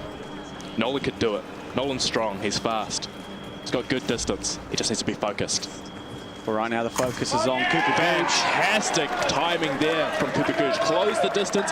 Jack searching too big for the blade. Cooper goes straight through with that little bit of reach that he has. All of a sudden our lead is now 2 points. 3 points to Cooper, 2 points to Jack. A minute remaining in the 5th period. Cooper retreats. And back on the offensive. New Zealand would love to see a couple more points before time expires. Even this thing up. Now what they're wanting to do here, Cooper is the anchor, and he'll be up against Rafael de Gorse in the final. What they want is for the lead to be close at that point. It needs to be possible in that final leg. If you've got a gap of 10 points, it's a tough ask. It's doable, it's a tough ask. 2, 3, 4. A little bit better. Another point. Look, Cooper has closed 1 point. Any touch will do. One after the other. Can Jack Courtney get that point back for England? Or is he happy holding those 2? Final 20 seconds of the 5th period.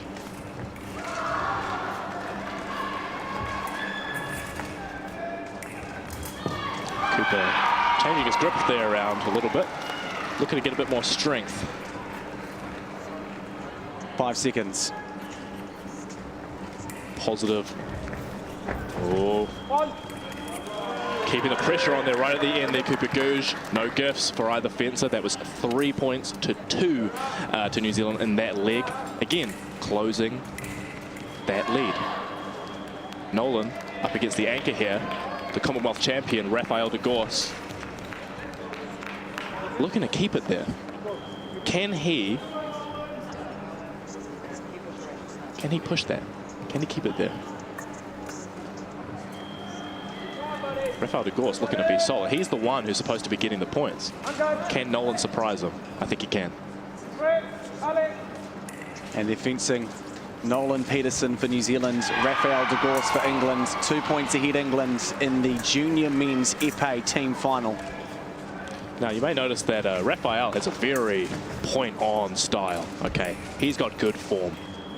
He's what's called a French-style fencer. Many different ways of doing fencing. They like to keep that point on, take those doubles, get those beautiful hand touches. Nolan a little bit more dynamic, a little bit more unorthodox. Looking to throw off Rafael's fantastic technical basics here. Looking to be solid. Everything he does has to be solid. Good duck hit there.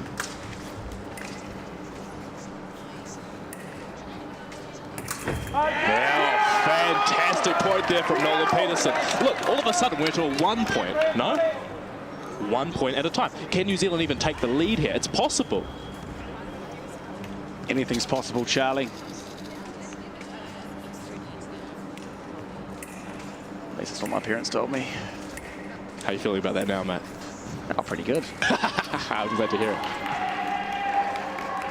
it. 2 minutes to go in the 6th period. 1 point in it. Charlie Bialetti taking some deep breaths. Oh, man. He's been in this position before. I feel how they're feeling here. It's not easy. You can't imagine how exhausting this is. Fantastic. Look at that movement there from Nolan Peterson. Look, he's probably tired, but he's making it happen. Against all odds, Nolan Peterson ties it. Look, here we're going to 30 points. We've still got a lot of time. Now we're back to equal footing here. Rafael looking to take that lead back. Doesn't want to lose any more touches. He's going to change something up. He's lost 2 points going backwards. A little bit more pressure there. Nice big distance here. Does Rafael want to back off and let his teammates handle the rest?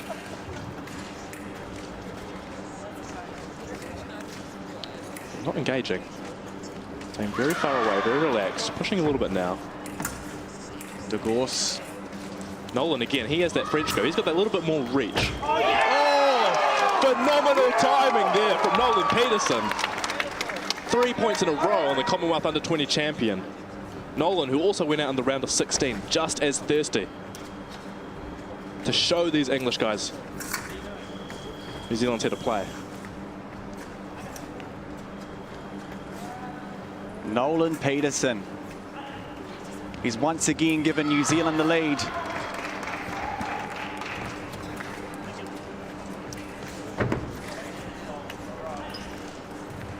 Rafael having a hard time keeping up with Nolan's movement here.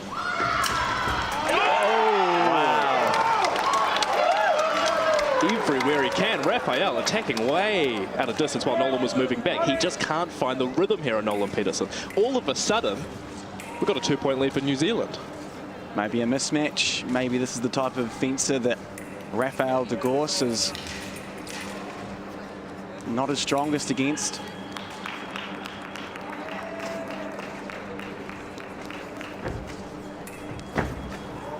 Nolan pushing a little bit there. Don't get thirsty, Nolan. Final 10 seconds of the 6th period. Don't give gifts. Nolan wants to finish this off strong against the under-20. Holding his discipline there. Fantastic stuff. Look, he's done his teammates very well there. Set up Joel Waller-Hood with a 2 point lead against Jack Courtney. Now, these guys are both from Wellington. They'll know each other very well. Same coach, same fencing club. They got their chemistry. It's very important in team matches. You have to trust your teammates. And look, it looks like that's what Rafael de Gorse did there. He didn't keep chasing. He didn't push it too hard. He lost that match. But he kept it under control. Still, you saw how easily England lost that 2-point lead, right, Connor? New Zealand can lose it too. Absolutely, and not the result that England would have wanted or expected, you'd have to say. As Rafael de Gorse is the gold medalist, the individual under-20 men's champion for Epee.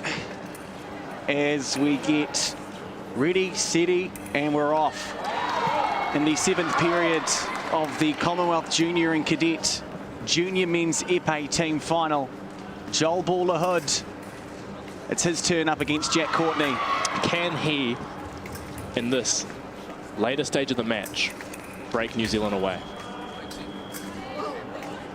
Jack Courtney has had a strong showing so far today.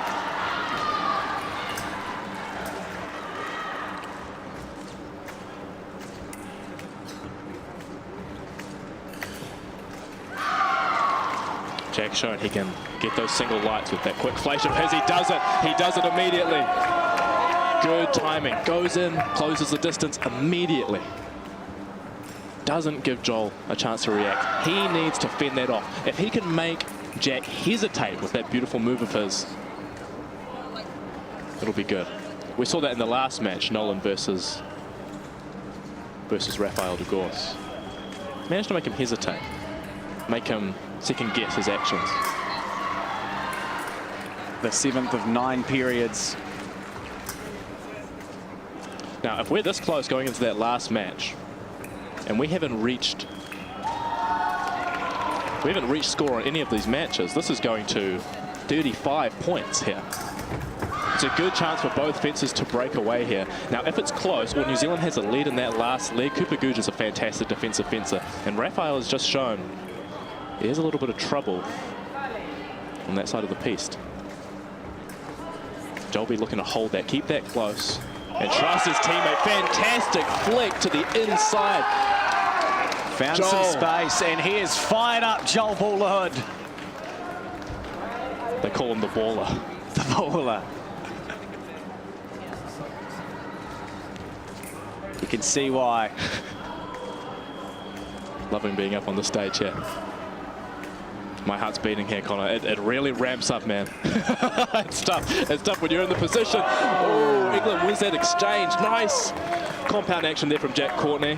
A beautiful move. Managed to beat Joel Baller-Hood on the blade there. Joel got a good flick to the inside on that previous touch. We're looking to keep that distance, keep those picks going. And England not wanting to let New Zealand get too far ahead. They themselves at one point had a 5-point lead. Joel's discipline breaks there. Courtney makes the preparation, provokes Joel. All of a sudden, we're back level. I'm telling you, Connor, it's stressful, man. There's nothing in this. Well, it's a home I'm crowd. getting PTSD, my man. It's a home crowd for Baller-Hood. Courtney fired up there, and he needs to use as much energy as possible to get his own crowd into this and back him up. Great strikes. Baller-Hood searching for anything. Can he regain the lead? New Zealand versus England. Both teams hit a win gold. Again, this is the 7th of 9 periods. Go to 35 points there. Oh, what a touch from Joel Baller-Hood. Do you hear that? That explosion? Speed, power, accuracy. It happens so fast. Hard to believe that all their movements are intentional, but they are. Look, you got to just let it happen. You can't be thinking too hard. Final 30 seconds of the 7th period. 23 for New Zealand, 22 for England. Joel Baller-Hood has done well. There's going to be a lot of pressure on Nolan Peterson in this next match. It looks like Jack Courtney's going. If I was him, I'd... Oh! What a touch. Look, both fences showing here that they don't want to give that lead up. 15 seconds. These guys should let this go. If either team can head into the 8th. Now, that looked like some sort of technical error there. I suspect that Joel hit the blade. Look, if I was the ref, I would be investigating that because that was a little bit... It looks to me, and I've never seen this happen before. It looks like Joel set off his tip on his opponent's epee, but it doesn't seem on the blade of the epee. It doesn't seem likely. Let's just... No, that can't happen, right? That's... Should be grounded. Yeah, right. But the ref has let it go, and we're continuing. Final seconds. And time expires in the 7th period. We are dead even. Joel Ballerhood did a fantastic job, but so did Jack Courtney.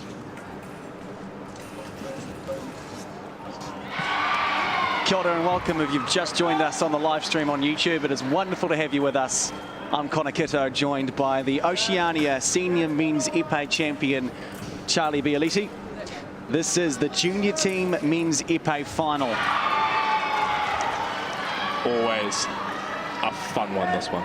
The second to last period, 35 points would win it, but it doesn't look like we're going to get there. Who knows? Anything could happen in these final 2 periods. Here we go to 40, but it doesn't look like we're going to get there. This last leg between Rafael de Gors and Cooper Gouge is going to be crazy because both of these guys, they've got a lot of points to work with.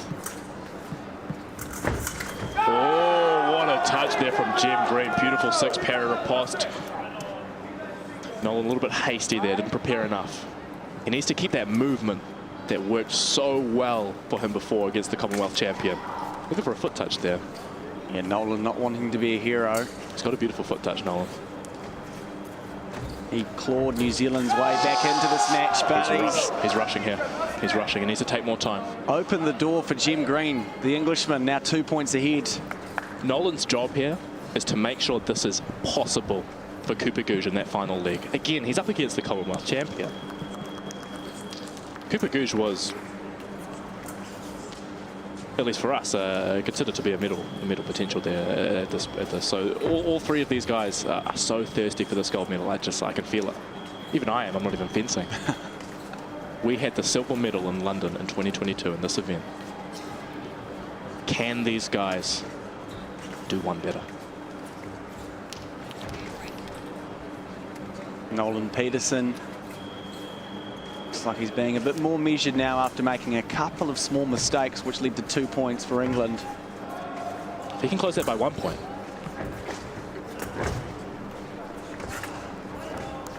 Loves looking for those foot touches. Nolan. Double point. Good double there from Nolan Peterson, trying to avoid the passivity red card there.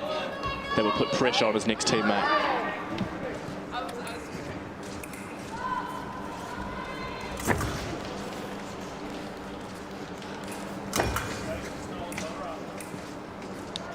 Comment there from Sheldon Ogilvie, one of the New Zealand coaches. Patience, don't rush it. Very good advice. Plenty of time. He's just looking for that lead to be as small as possible. Fantastic touch there from Nolan Peterson. Good feint. Use those knees of his to push him underneath into the low line of Jem Green. All of a sudden with 1 point in this match. Whole minute to go until our final leg. Around the outside of the right arm of Green, he finds some space, he finds some arm, he gets the touch, and now only 1 point in it. Nolan searching there, unable to get a touch. Oh, Jem Green, a little bit out of distance, closed it, went for the remise. We're back to a 2-point lead for England here. I'm stressing out, Connor. Stressing out, man, I'm twitching. 2 points. Text from one of my friends up in Auckland, another fencer, Gio Aguilar. Quote, I'm going to have a heart attack. I know how you feel, mate. Oh, let's see what the ref thinks of this. Wow. In the instance that one fencer leaves the piste. All right, might close my mouth. In the instance that one fencer leaves, the opposing fencer has one action to make the touch. Looks like the referee rewarded that to Jem Green in that instance. Final 30 seconds. This has been a wonderful bout for England. the result they were looking for. 3 points ahead. Look, this was at a crucial time as well. We saw at the start, New Zealand had that lead, lost it to England. New Zealand took that lead. Nolan keeps it back down to 2 points. Going into this final leg, Cooper Gooch and Rafael de Gorse. Look, no one's going to be looking at leaving it here. Will Peterson, Like I said earlier, maybe go for a point. no gifts. Yeah, look, probably not where New Zealand wanted to be heading into the final. It's like I said earlier, Connor. It has to be possible for the anchor, for that closer. It has to be possible. Cooper's got 3 minutes to get 2 points. He could go to a priority minute. He can try take it away. He can try get that lead. If he gets that lead back from the Commonwealth champion, Rafael de Gorse, he's in good shape. But this is sizing up. This has been a great final so far. Worthy of both fences.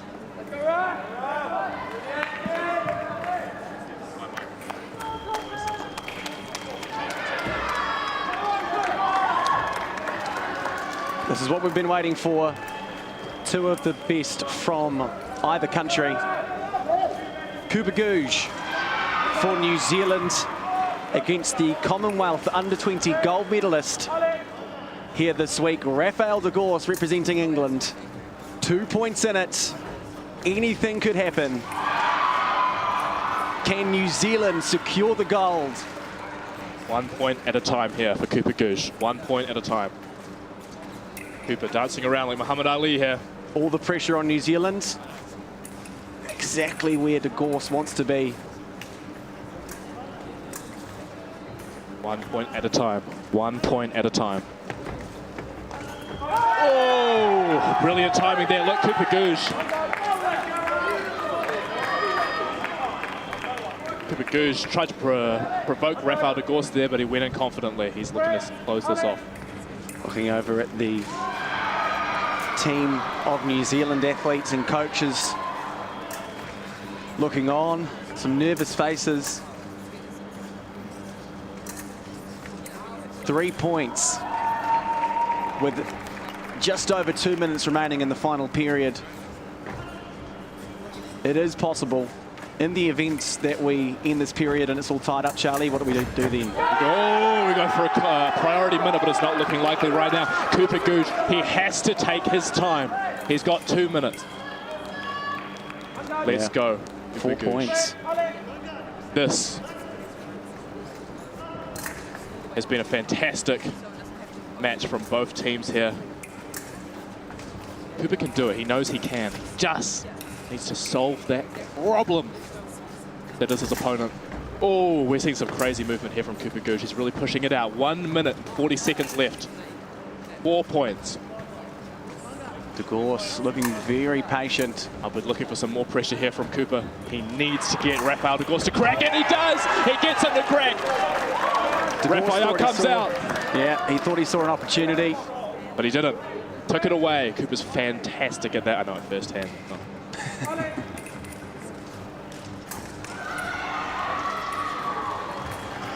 Halfway through the final period, 3 points. New Zealand trailing Rafael de Gorse and Team England 30-27 in the junior team men's epee final. I know I'm the commentator here, but I can't watch, mate. Oh! Falling into Rafael de Gorse's distance there. Same mistake that Nolan made on against the other fencer earlier. Went down to the foot. The wrong timing. A double. England at this point. New Zealand needs single lights. It all becomes mental here. The pressure is on New Zealand. Can Cooper Gooch keep his cool? Find those tiny windows of space. Let's go, Cooper Gooch. One more. He did it there. A wee clash of helmets. De Gorse apologising. It's all good. Play on. 3 points. 52 seconds. Chart from the New Zealand team there looking to power on Cooper Gooch. 45 seconds here. 3 points. Everything to play for here. The gold medal on the line. Rafael running it around. A decisive touch there. Rafael staying calm. Showing his experience in moments like these.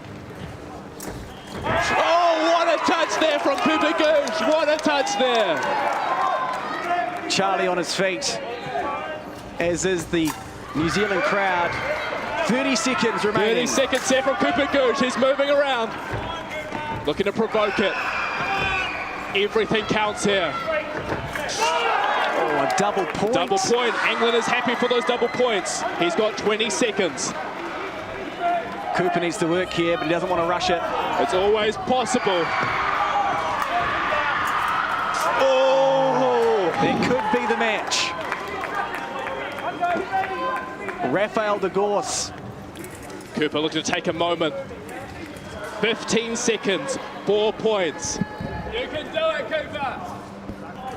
Charlie showing his bias there, cheering on I'm the... not a biased commentator. I never claimed.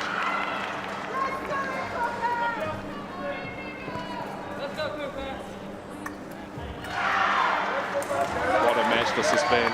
Was that the point that sealed gold for England?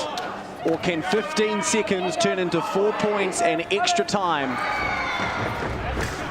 Oh, it doesn't look like it. Rushed it a little bit there. Look, Cooper Gooch kicking himself here. He can still do it. He can still do it. Still some hope on the face 10 seconds. of the New Zealand team. Oh. And you'd have to say, with that, Rafael de Gorse happy, feeling that he has secured England his second gold medal. I will say, 6 points in 10 seconds. This is looking to be a gold for England. Hey! Cooper gets another one back. It's turned into a saber match. Oh, looking to score a good one there. Cooper Gooch. Yellow card there for running. Look, what a phenomenal match this has been. Both teams put everything into it. Rafael de Gorse showing his experience. Cooper doing what he can to bring their score closer in a tough situation. Rafael de Gorse thinking that Cooper turned his head there, Certainly looked like it, yeah. searching for a red card for Team New Zealand there. Now look, we had that silver medal 2 years ago at the Commonwealth Championship. That English team featured Alec Brooke, the top British fencer. The point stands. 3 seconds. This has been a good display from New Zealand. And that'll do it, really. 0.43 seconds remaining on the clock. On guard. On guard line. No, forward. It's not push. On guard. On guard. Spray, alley. Well done, England. And your Commonwealth Junior Team Men's Epee winners, the gold medalists, with 39 over Team New Zealand's 34, Rafael de Gorse and Team England securing the gold, getting the points when it mattered in that 8th period, setting up Rafael de Gorse to have all the pressure. Cooper Gooch did phenomenally. Look, the amount of pressure that is put on you in that last bout is insane. It's hard to overcome when you watch your fencers, your teammates, and that pressure mounting and mounting and mounting over and over and over. That mental fortitude is really needed. And Rafael de Gorse coming off the individual win, managed to hold it. And there we have it, the gold medalists. The Commonwealth Junior Team Men's Epee gold medalists here at Ngāpunawai Netball Hub in Christchurch. It's Team England 39, New Zealand 34. What a phenomenal match that was.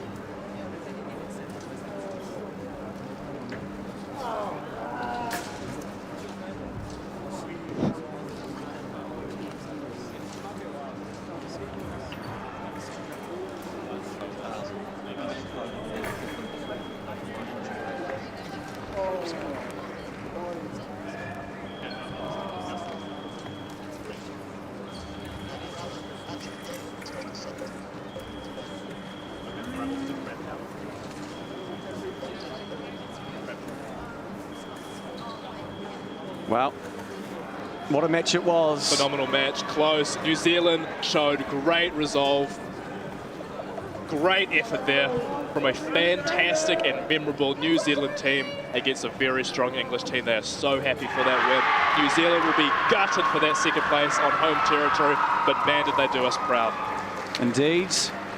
And the name you see on that TV, Rafael de Gours, he was the man who got it done when they needed it most. Earlier, his first bout, evened up the score when New Zealand were 3 points ahead. Sure, he let it go a bit against Nolan Peterson, but at the end, when all the pressure was on, the final period, Cooper Gouge giving him everything he had. It didn't matter. Rafael de Gours kept his cool. Well done. And managed to score the win. For Team England, they are your 2024 Commonwealth Junior Team Men's Epee winners.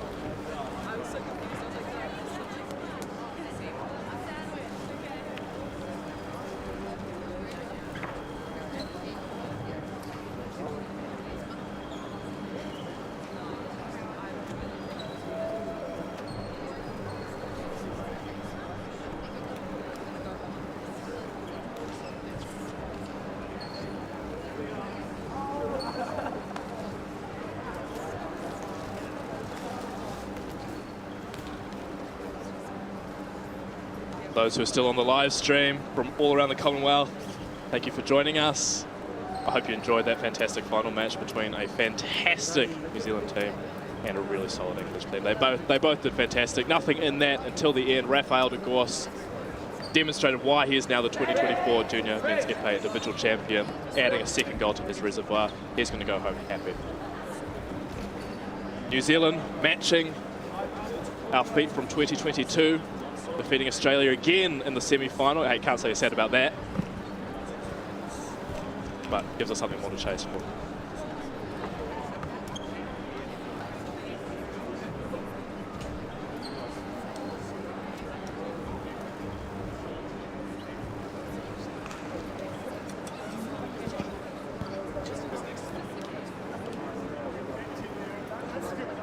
Up next, we will have the women's foil final between,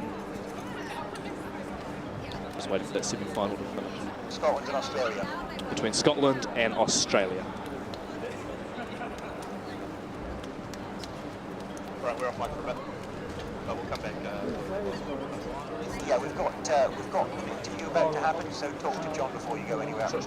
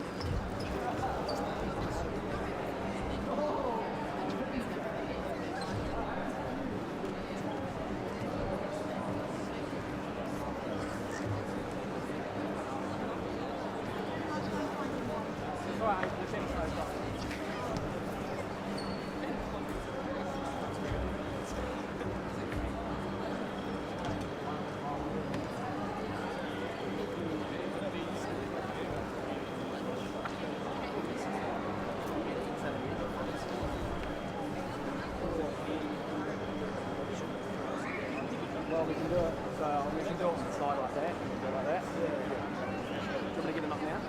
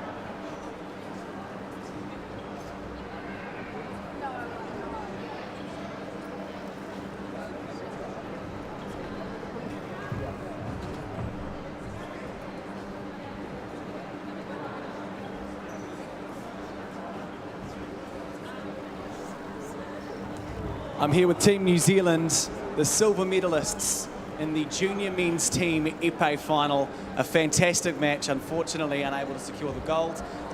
Joel Ball-Hood, how are you feeling after that? I mean, a wonderful performance from the whole team. Obviously the goal would have been gold, but silver, you still have to be pretty happy with that. I mean, personally, I'm not that happy with how I fenced, but you know, I'm happy we at least got silver because some people haven't done that. So, yeah. An awesome crowd here supporting you guys here today. Anything you want to pass on? Anyone want to say anything in particular to those of whom watching, supporting, coaches, friends, family? I don't have anything. You don't want to say thank you to anyone? I'll say thanks for everyone that supported us today. Yeah, really helped out a lot, and yeah, it was a great event. So. Cooper, you were the final fencer at the end there against Rafael de Gorsch. You'll have known how big a challenge that was, considering he won the gold a couple of days earlier in the individual men's épée. So what was your plan of attack heading into that final bout? And unfortunately, he was able to come away with the win, but I mean, I'm sure there's some learnings to take away from that as well. I mean, we were only 2 points behind, so my strategy for at least the first minute was to take it, back off a little bit, wait for him to come to me, and then I just pressure him with like a body feint or something like that, so then I could counterattack. But I was going in a little bit too deep, a little bit too shallow, and a little bit low, and then I left it to the last minute, and I just had to rush it. Ultimately, it was just a strategic problem from me. But overall, I think we all fence well. There's room to improve, but I'm very proud of everyone, and I'm very thankful for everyone else's support, and the coaches, Kyle and Sheldon, and the parents as well. Wonderful. So what's next for Team New Zealand then? Have you got another event coming up shortly, or is it more into individual épée performances now? Not sure, really. We'll see. Narrowly missed Paris, but we'll make it next time, don't worry. All right. Well, there you have it. You'll see these guys in 4 years' time. Where's the next one? LA, I think it is. Yeah, sunnier weather, nice and hot, absolutely. Congratulations, the silver medalists in the men's team junior épée final, Team New Zealand.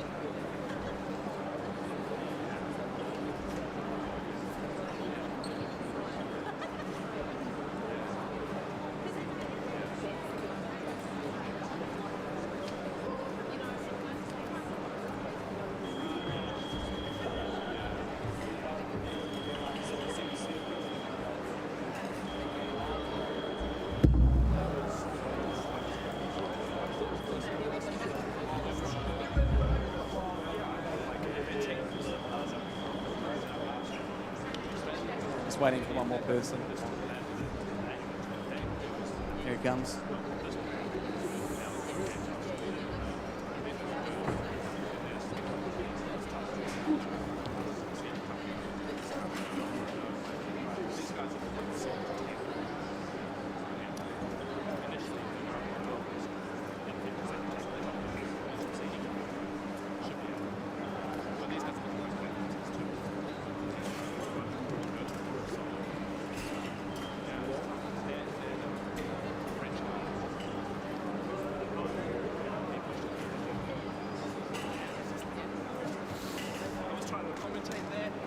With me now, the gold medalists, the winners of the junior team men's épée final, Team England.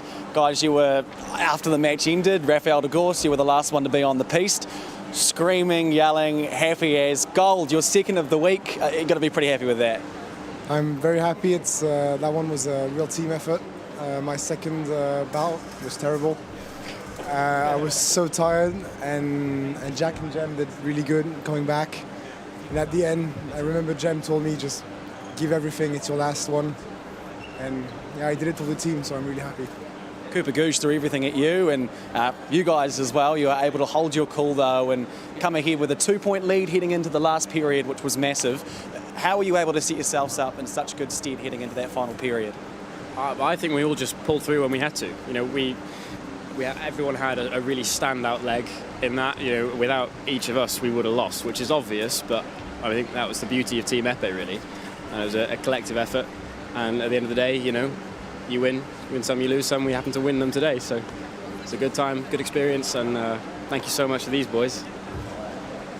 A great win. In a couple of days' time, you head back home to England. So what's next for the team, and maybe even individually? I mean, a lot of us right now, this is our last year junior, me and Jem, we're both born in 2005, I'm 20, he's 19, so we'll be moving on from juniors to under 23s and seniors. This guy's still got one more year left in junior, so we'll be seeing him a lot of junior World Cups. And this man at the end right here, Cadet Commonwealth champion, he's going to be, remember his name, Finbender, he's going to be on here definitely for juniors in the next 3 years, 100%. Look forward to seeing it. Well, before I leave you, of course, because we love talking about ourselves in New Zealand, how's your experience been here so far? Have you just been in Christchurch, and what's been happening? I mean, Akaroa was beautiful when we went there. Oh my God, we got to see dolphins. Raf's got an amazing video of dolphins right now. It's amazing. But Christchurch, it's really cold, but then again, we're from England, so we're used to bad weather, so it's all good.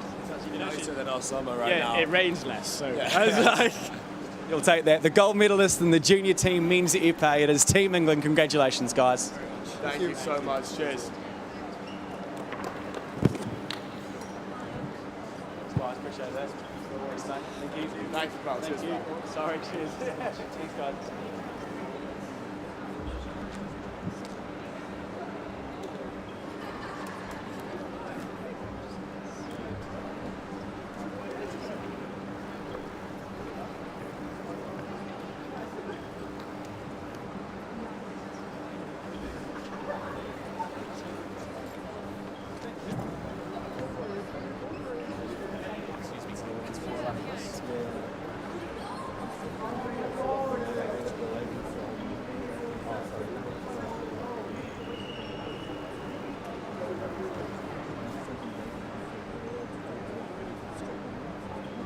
Scottish one.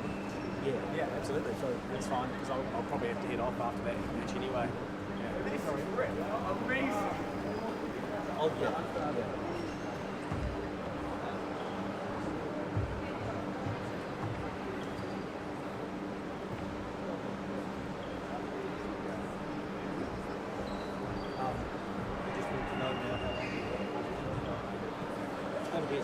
They were saying, not too far away. Right. I'll give that back to the... Yeah, Peter Cow, yeah.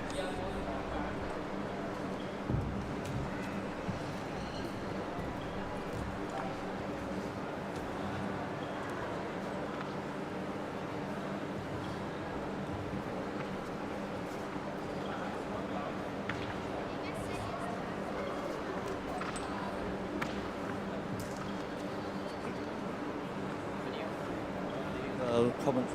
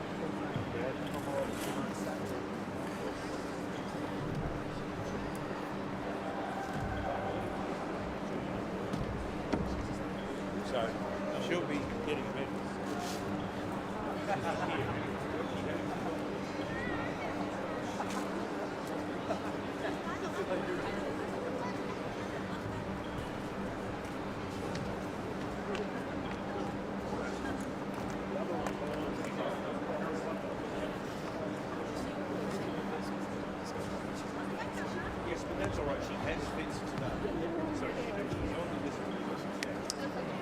So if you can eyeball her. I'll be two up the slots and get it.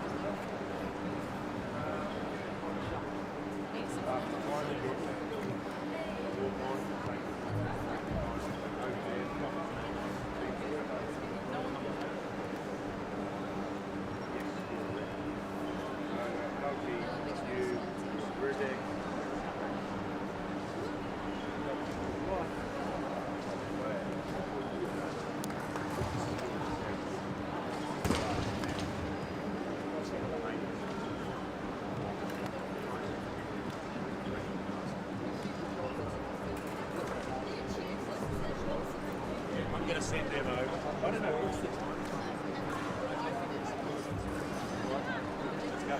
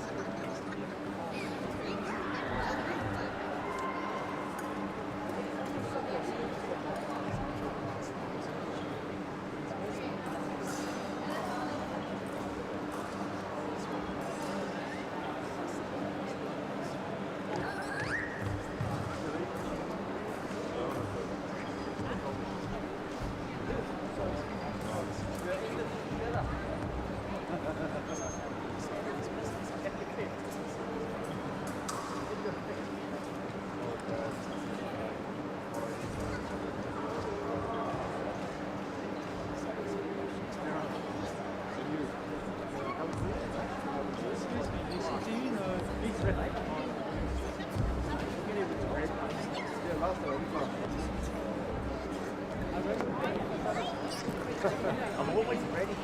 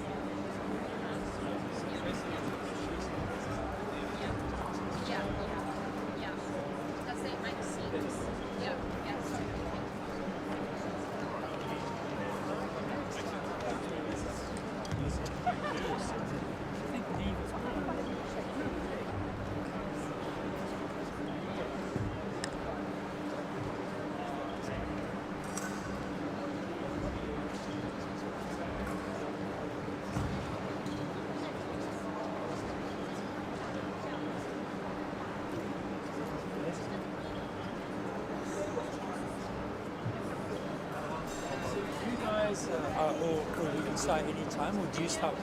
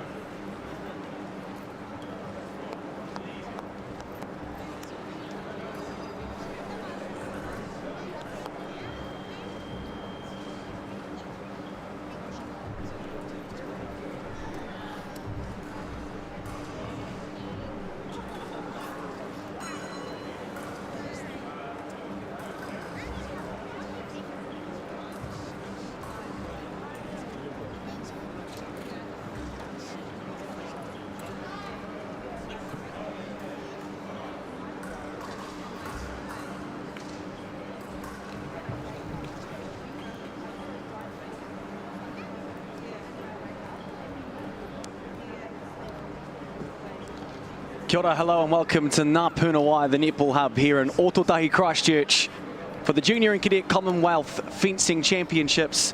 Here is Peter Cowell to introduce the finalists for both Scotland and Australia. Ladies and gentlemen, please welcome onto the main piste the finalists for the Junior Team Women's Championship. Women's Foil Championship, of course.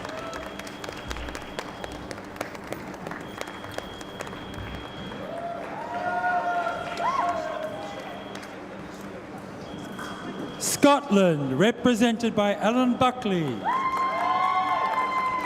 and Emma Hu. Abigail McVinney and Zoe Wagstaff. Will Fence Australia, represented by Renee Leung, Brianne Leung, Juliette Masson, and Georgette Sweeney.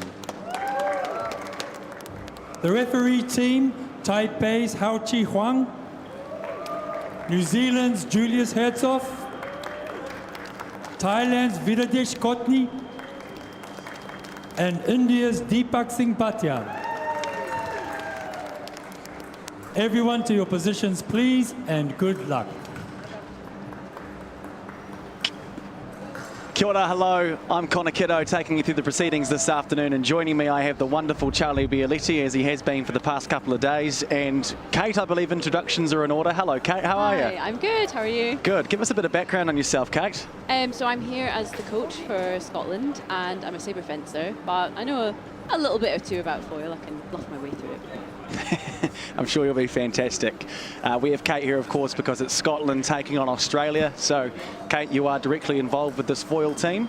Yeah, I'll try my best not to, deafen anybody with my shouting and screaming Look, at we Scotland. we just had the New Zealand England men's epee final, so we've got a precedent here where you can do what you want. Fair enough, fair enough. I'll be the neutral one. You two can be biased as you want.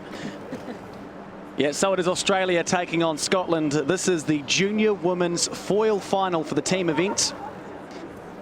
In the semi-final, Scotland a close win over New Zealand 45-42, whereas Australia a dominant win over England 45-34.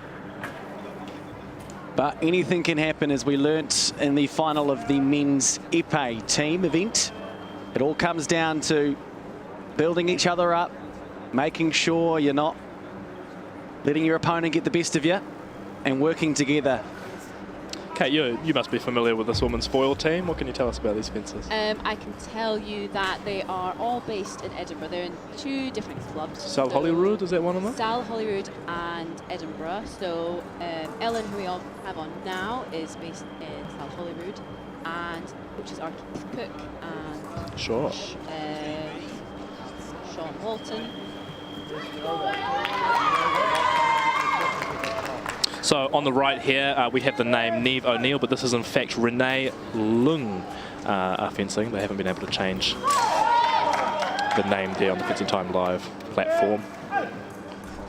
Keith Cook, quite an accomplished foil fencer and coach. I've heard of him before, even down here in New Zealand. Yeah, Keith's great. He's just got his confidence with his son as well. Yeah. He's just finished juniors and now to seniors, but still getting some pretty strong results. So a really strong team, I'm biased, but strong team for Yeah, I've seen the Aussie team fencing, so. We had, who was it, David Kelly win the under-20 yesterday, also Edinburgh. Yep.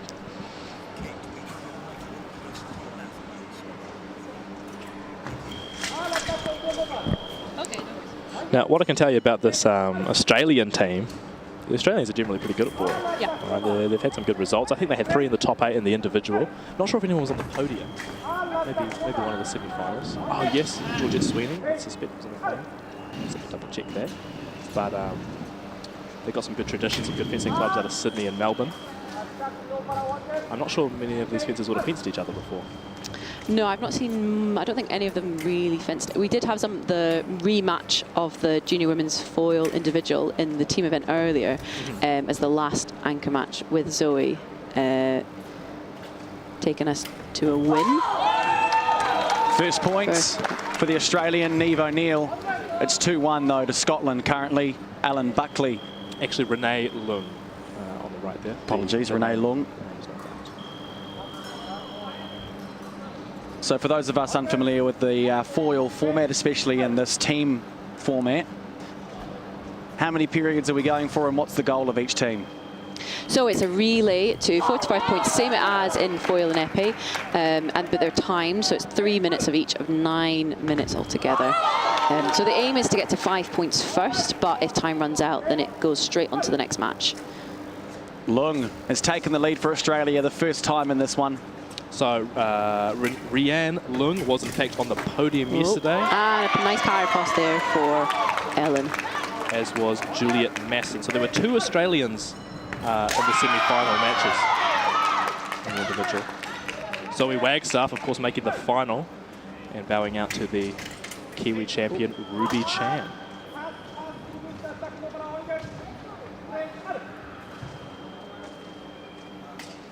Close match between Scotland and New Zealand in the semi-final.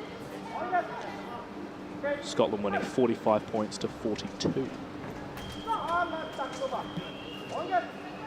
With the individual success of that Australian foil team, would you have said they were the favourites heading into this one? Wouldn't necessarily think the favourites. I think both of these teams are quite good and both capable of winning. We, of course, had Zoe Wagstaff in the final, as I mentioned before. So they've both got... I mean, if you count it by medals, we've got 2 bronzes on the right, 1 silver on the left. Yeah, I think it is all to play for in a team fight. You can have like 1 or 2 really strong individual fencers, but as a team, it's so much important to have that cohesion together. And the chemistry. Yeah, the chemistry. And just, I always say, like, Piste presence, like who looks like a team. Like, it can be intimidating having a team that's, you know, they're organised, they know what they're doing, they know who does what, who's best in what positions. And from talking to the girls today from Scotland, they've had a plan from the start. They've had a chat last night. They are super organised. They know exactly what they want from each other, support-wise, what they want from the coaches. I can't speak for Australia. Well, we are into our next 2 fences now after it was Scotland the first to reach 5 points, which then means they transition on to their next bouters. The finalist in the individual women's foil final, Zoe Wagstaff for Scotland up against, out of Australia, Georgette Sweeney. So a video call for Australia there. So whether or not that was attack for Zoe or not. So no, they didn't change the decision there. So still Zoe's attack. Of course, a reminder again to those of you who are new to fencing, like myself, that foil is a priority weapon.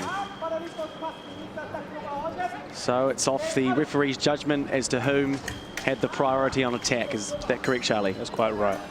It's all governed by rules of right of way, as we call it. Okay, you can make an analogy to driving a car. Okay, you must obey certain rules in certain circumstances. Here, we had attack from the Australian fencer Georgette Sweeney, but she made a mistake. She wasn't able to get her point on in time. There was 1 light to Zoe Wagstaff, bringing us to 7-3 to Scotland, a 4-point lead. Georgette Sweeney not happy with their weapon, wants to change it out. Now, in these team events, as I was saying before, Connor, what you're looking for is to hold off the other team's strongest fencers with your weaker fencers. Georgette made the 8, the quarterfinal, the other day. That's a fantastic result. Zoe was in this final. So what we're looking for here is for Georgette to keep that lead that Scotland has as close as they can. Keep it. We're still in early days. Yeah, you want to stay in touch. You don't want to get the strongest fencer getting a good lead, like a big lead on you, then passing it on to the next fencer. And as well, because it's timed, you've got that as a tactic. You can play with it, you know, being the wall in the team that they can't just get through. Very good. And nice power post for Australia there. Zoe Wagstaff going for that behind the head move that she pulled off against Ruby Chan in the final a couple of days ago, but just missing. And another counter attack there for Zoe. Yeah, it's really easy. If there's 1 light on the box, you can tell exactly whose point it is.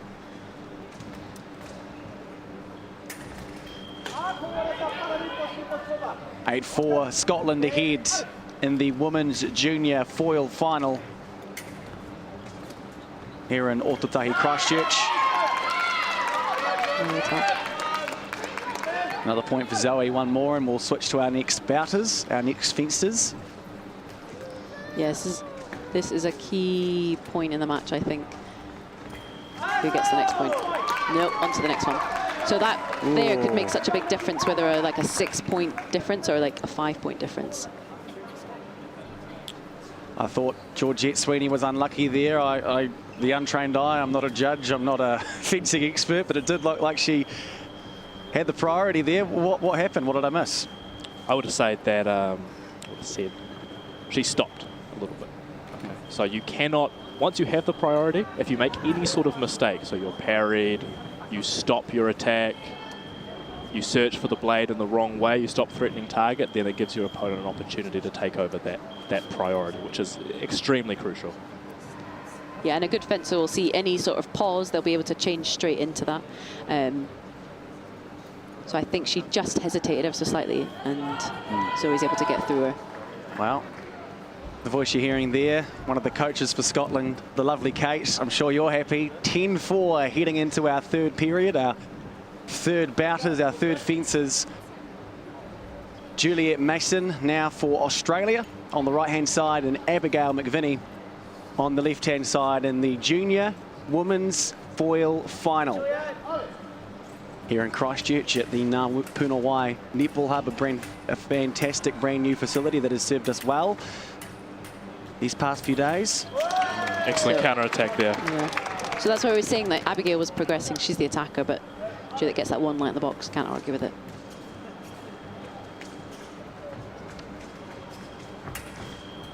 Abigail looking to provoke a finish there from Mason so she can take over the priority.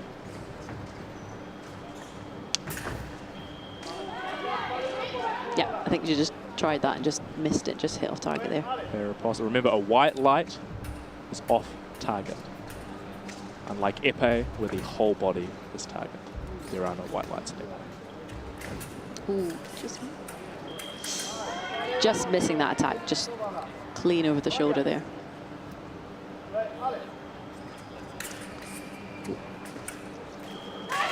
Nice single light power post. Now the Australians will be looking to close this lead 1 point at a time. We're still very early in the match, okay? Yeah.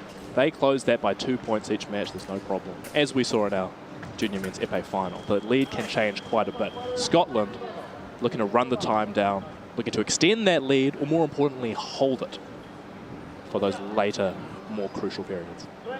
All the mental pressure on Australia right now, 6 points behind. They can't let this one get away on them. A little bit out of distance there from Abigail McVinney. Oh, finds a fantastic back flick. She comes back in. Could be a massive momentum swing there. Back in the way of Scotland as Juliette did start seeming like she had Another nice power across there for Abigail. gained some momentum, but no, Abigail. Beautiful fencing. Very classical. Just getting it done. Looking for every opportunity she can. Yeah, it's very clean, clinical. Get the points in the box. And a nice one. Wow. No hesitation there. It's very important you don't hesitate, you don't stutter, foil, and lose that priority. Seems like Juliette is quite willing to take that initial priority, and Abigail is willing to let her have it, let her go. Yeah. Always looking for that counter-attack. She's almost... Oh, there we go. Beautiful strike from Juliette Mason, finding some daylight. I've noticed that from all these Scottish foilists. They like to... It's not just one direction. No. You can... there we go. 2 quick points. So I think Abigail's really trying to, like you said, provoke her and take her out with a parry there, but she's just slightly at the wrong distance, I think, there.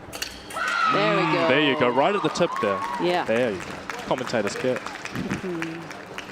All right, another change coming here. 15-7 for Scotland in the junior women's foil final. Australia need to make a move now. They can't let Scotland get too far ahead with this. Can they claw their way back into this one? 8 points. Is it possible, Kate? Anything is to play for. I mean, anything can happen in a team fight. I've seen it happen. You've seen it happen like a 20-hit comeback before in a World Championship. So, you know, this is the point where it's each 3 match. You've got to be more and more in control, more intense. Even if you're the winners, even if in the lead, you don't want to relax at all. So it's still key that Scotland stay on it. Alan Buckley got Scotland off to a good start. It's very important that you work as a team in this sort of situation. You can't be a hero. The whole goal is to set up that last fencer for the victory. Okay. If these Australians are trailing 5 points behind in that last leg, like Kate said, a lot more doable than 20. They'll be looking to close 1 point at a time. Referee deeming Georgette Sweeney had the priority and gets the point. Yeah, even just a couple of 3 points in a row can really rattle someone. Looking to crack your opponents. Sweeney. Oh, nice, strong attack from Ellen there. I think compared to Abigail's previous on, Ellen seems a lot more aggressive than Abigail. A bit more tentative, trying to be a bit more creative, setting up opportunities there. Ellen, really nice, strong attack. Just got caught off guard there. Onus is on the Australian fencers here to make something happen. It's almost, you either have to play them at their own game, be better at it, or play a different game, set them up for something. There you go. So she's just catching her out. She's just charging a little bit too fast forwards. It's a fantastic bout for Sweeney. He's definitely closing the gap. Attack continued, followed through, Georgette Sweeney. Only 1 point for Buckley in this bout. 3 points to 1 so far. Can Sweeney close that gap even further?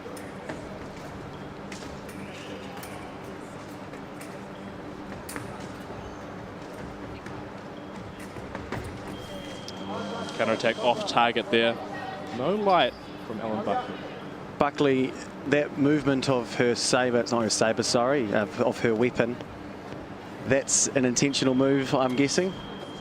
The way she's kind of waving it up and down, is that in an attempt to knock the weapon loose out of Sweeney's hand? What's she trying to do there? Maybe looking for the blade, looking to provoke some sort of action on her terms. Okay, it's important you don't let your opponent initiate.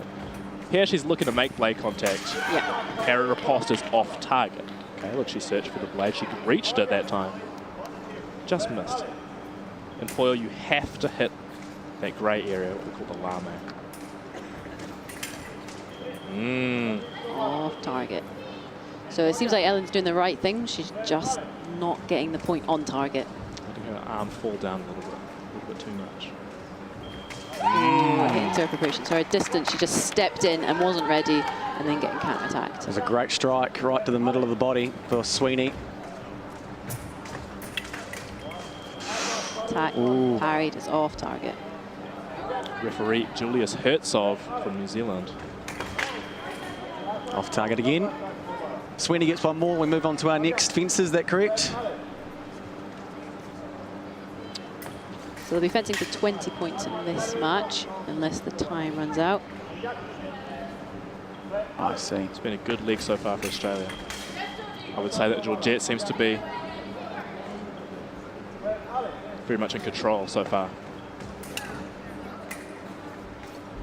Yeah, she's ready for that strong attack from Ellen, and then just pushing her down.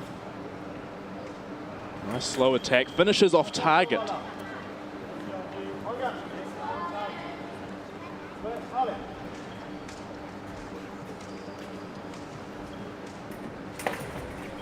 And a nice power post. First point in quite a while for Alan Buckley. Much needed. Mentally, that'll have to help her. Sweeney Rushed replies. into that next one. Yeah. It's all right. Oh, I'm starting to cheer her from here. She can't hear me. 2 points to Scotland so far, 5 points for Australia. Exactly what Georgette should be doing. So far, this is a success. They finish it now.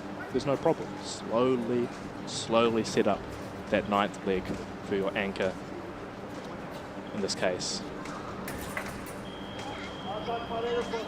Rian Long for Australia. Zoe Wagstaff, silver medalist. Oh, unlucky for Ellen there.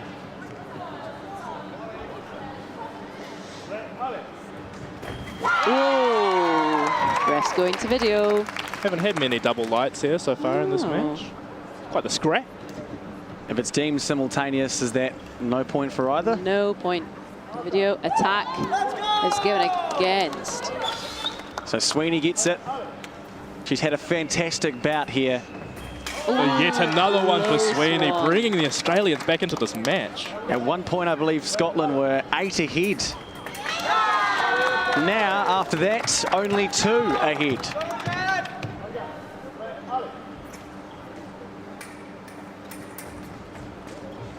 Georgette searching for the blade. Searching to make Ellen finish her attack. Oh. Beautiful counter attack there. Georgette Sweeney of Australia taking apart Ellen Buckley all over the strip here. Not looking good for Scotland in this match, Ah, there we go. Oh, okay. Attack stop. What does Buckley need to do here now, Kate? I think she did. That is what she needs to do. Wow. Well, what was that? Explain. I'm not sure. I'm not sure about the blade contact. I thought attack, counter attack. So I thought Ellen started her attack. Georgette's been getting a lot of counter attack. So as Ellen's stepping forward, she's able to hit Ellen before Ellen's getting her point on her. So Ellen needs to either finish her attack or draw that action from the Australian and then finish. Julius Hertzog agreeing with you there, Kate, that call. Just got to wait for it, try and draw her out.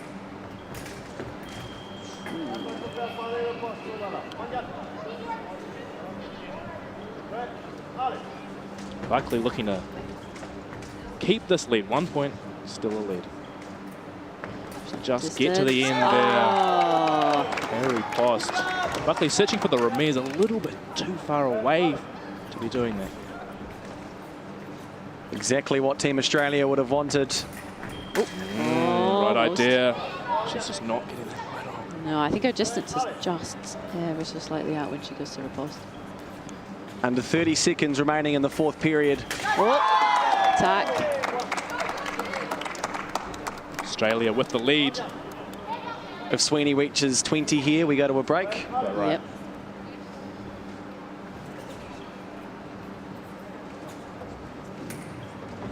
That's if she can do it before time runs out. Oh, does she? 2 blade actions. Video call. Oh, he's given the... There's a...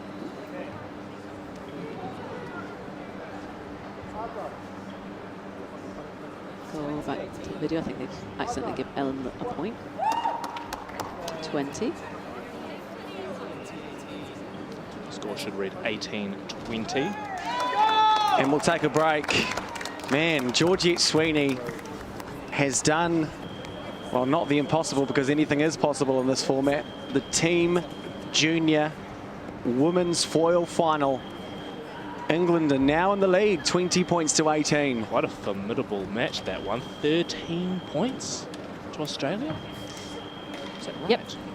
3 points to Scotland. Completely changing how this match is going. So now all the pressure's been put onto Scotland. They had that healthy lead. Leung wanting to hold on to that. McVinney, how do you compartmentalise if you're her? A fantastic bout from Australia, them taking the lead back from Scotland. How are you able to move forward and attack? The idea here is that you're fencing as a unit, as a team. Abigail is now here to patch up the error of her last teammate. Okay, she doesn't have to get that whole lead back. It was a huge lead. She's just looking to keep her team in this. Again, it's all about that last match. Now, if that had happened in the final leg, Australia would have won the match, but they haven't. Still relatively early on. Yeah, both teams within capabilities of taking the next match. That's why it's really important that even though you're 1v1, it's your team. You come off, how are your team ready to support you? Are they there as a safety net to catch you? You know, they're there to support you, get you ready for the next match. Because you don't, it's the turnaround, you come off, you're straight back on again. Ellen Buckley might be feeling bad about that, but it happens to every member of the team. It happens, all the time. and you know, the Scottish girls are so great at supporting each other. She'll probably take a minute, reset, and get back on piste again, ready for the next one. All you got to think is one point at a time. She's on for that 8th leg. It is possible that they choose to sub on their reserve. Do you feel that's likely given that situation? You would think, depending on the situation. Potentially, but it's all down to then who the next fencer is then going to be fencing and how that person feels. And sometimes, you know, that might have just been Ellen's hardest fight. You know, sometimes you just need a bit of amnesia. Just, it's done, can't control the past, you just got to go focus on the next, what's happening next. It's all about the resolve. That's what the best athletes do. And it's 45 points, nine periods of 3 minutes. Rianne Lung is the closer here for Australia. Down 2 points. 4 points already in this match. Yeah, McVinney has had a fantastic match. Blink and you miss it. Yeah. And that's the good thing about the team event as well, is you can see how your teammates have handled someone that you're going to go on and fence against. So you can see, okay, they used that tactic against them, or they've done this, or that didn't work well. Okay, now I know what to do. So it kind of helps to always, you know, while you're watching, supporting your team, but also seeing what your opponent's doing, what games do they like to play, how do they handle certain situations tactically. Leon getting her first point of this match. McVinney with 4 so far. Taipei's Hao Huang from Taipei. Just off target with that attack from McVinney. All right. Oh, beautiful distance there. Needed that one. Didn't want to let Scotland get away with it again. Oh, right out of the gates there. Rianne Lung taking the lead back for Australia for the 2nd time here. What a fantastic final. This is what you would expect. And this is what you want to see. A bit of back and forth. I mean, like you said earlier, Kate, 3 points in a row can rock you. Yeah. It's all about momentum here.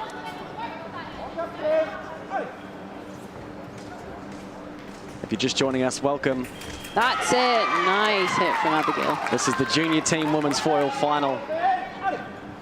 Bout number 5, Abigail McVinney for Scotland, Rianne Leung for Australia on the piste. Bit of an early finish there from Rianne. Realised that she can get points on the attack here. Yes. Wow. Not able Gotta to get... keep fighting. Gotta keep going. Not able to get a point on before Abigail McVinney. She's scored a lot of those so far in this match. Yeah, she's good at those little close quarters. Looking solid. Maybe the MVP so far for Scotland. Nice. I'm biased. I think attack left. What do you think? I also agree attack left in that situation. Let's have a look. Here comes the referee. To be fair, I could be biased as well. We've got Australia. I mean, I'm a Kiwi. I know we sound the same, but we're not. No, there's a difference. There's a difference. Who's got the strongest accent on the Scottish women's foil team? Ooh, on the Scottish women's foil team. What was that? Sorry, what the question? Who's got the strongest accent? Yeah, it's an important thing. Look, we've got the Scots and the Australians here, Connor. It's a Commonwealth event, Charlie. There's people from countries all around the world. Nah, fair enough. So tell us then, Kate, from a Scotland point of view, what are they thinking?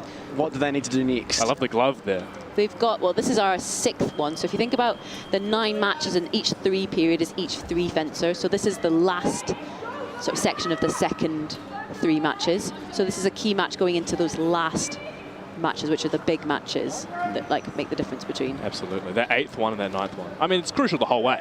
It is. But those last 3 legs are... But I think this could be the match that gives Scotland its confidence back. Zoe Wagstaff, silver medalist in the individual. No Ruby Chan to deal with in this match.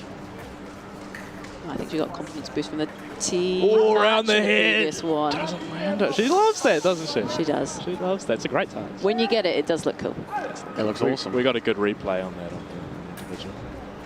Juliet Mason, she'll need to flush her performance earlier in the match and look to hold on and stay close to Scotland, if not take back the lead. Good footwork here from the Australian girl. Gave her priority there. Took it back. Ooh. Ooh, Me's off target. I still want to know who's got the strongest accent. We'll have to go to the interview later, Connor. We'll figure it out. Both teams. It's whoever you can't understand. Wow. Oh, counter-attack. That happened again. It's the same hits that she was getting Ellen with. So she's really strong at just counter that push and attack. And that can shake an attacker then, not really tipped it. Nope. Counter-attack from Wagstaff from Zoe there. Well, if the competition was based off the loudest crowd, Scotland would be winning so far. They have been brilliant all week long, supporting all formats. And another nice one from Zoe there. And plenty to celebrate too. I mean, Zoe Wagstaff has been amazing both in this team event and individually. Pretty good week for Scotland, Kate. Yeah.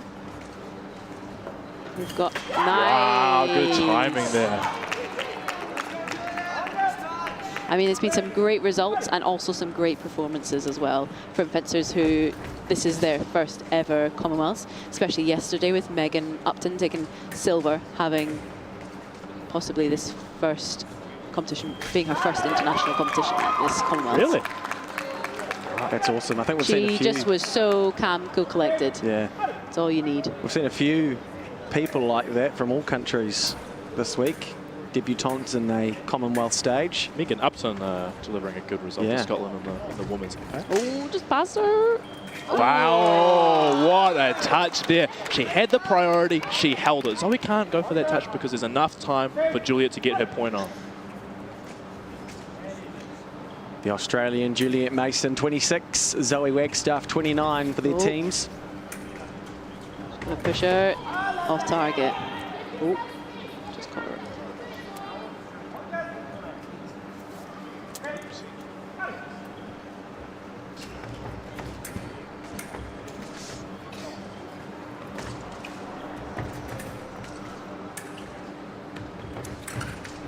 Oh, so she missed the attack, but Juliet held it, and then she just managed to get a little remise.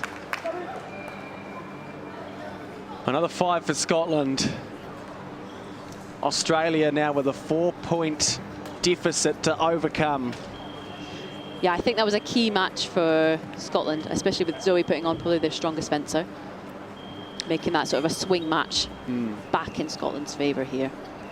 Now, Abigail Vinny has been doing well all match, but Georgette Sweeney with their 13-point comeback earlier in the match. This could be pretty decisive as well. Can Sweeney continue her fantastic form earlier in the piece? Can McVinney hold her off? Testing their weapons, masks on. We're back into it, the junior team women's foil final. Scotland in the lead, 30 points, 26 for Australia. If you think it's over, you're wrong. As we learned earlier, anything can happen.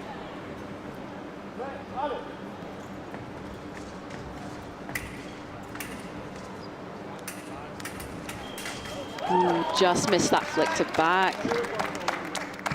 Georgette's distance pretty on point here so far in this match.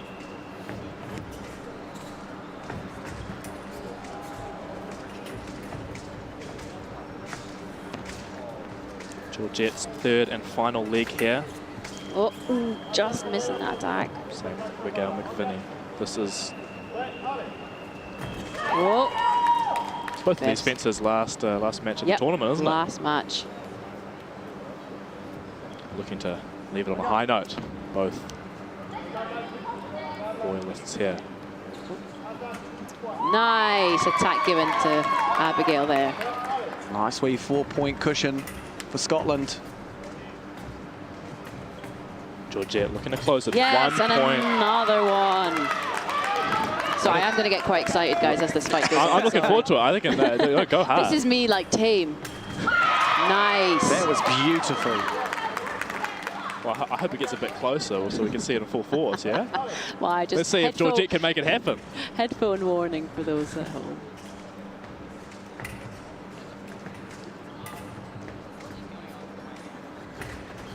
Oh, just going off target.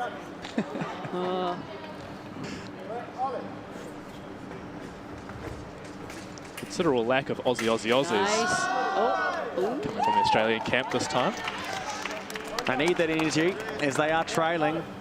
Anything and everything will help.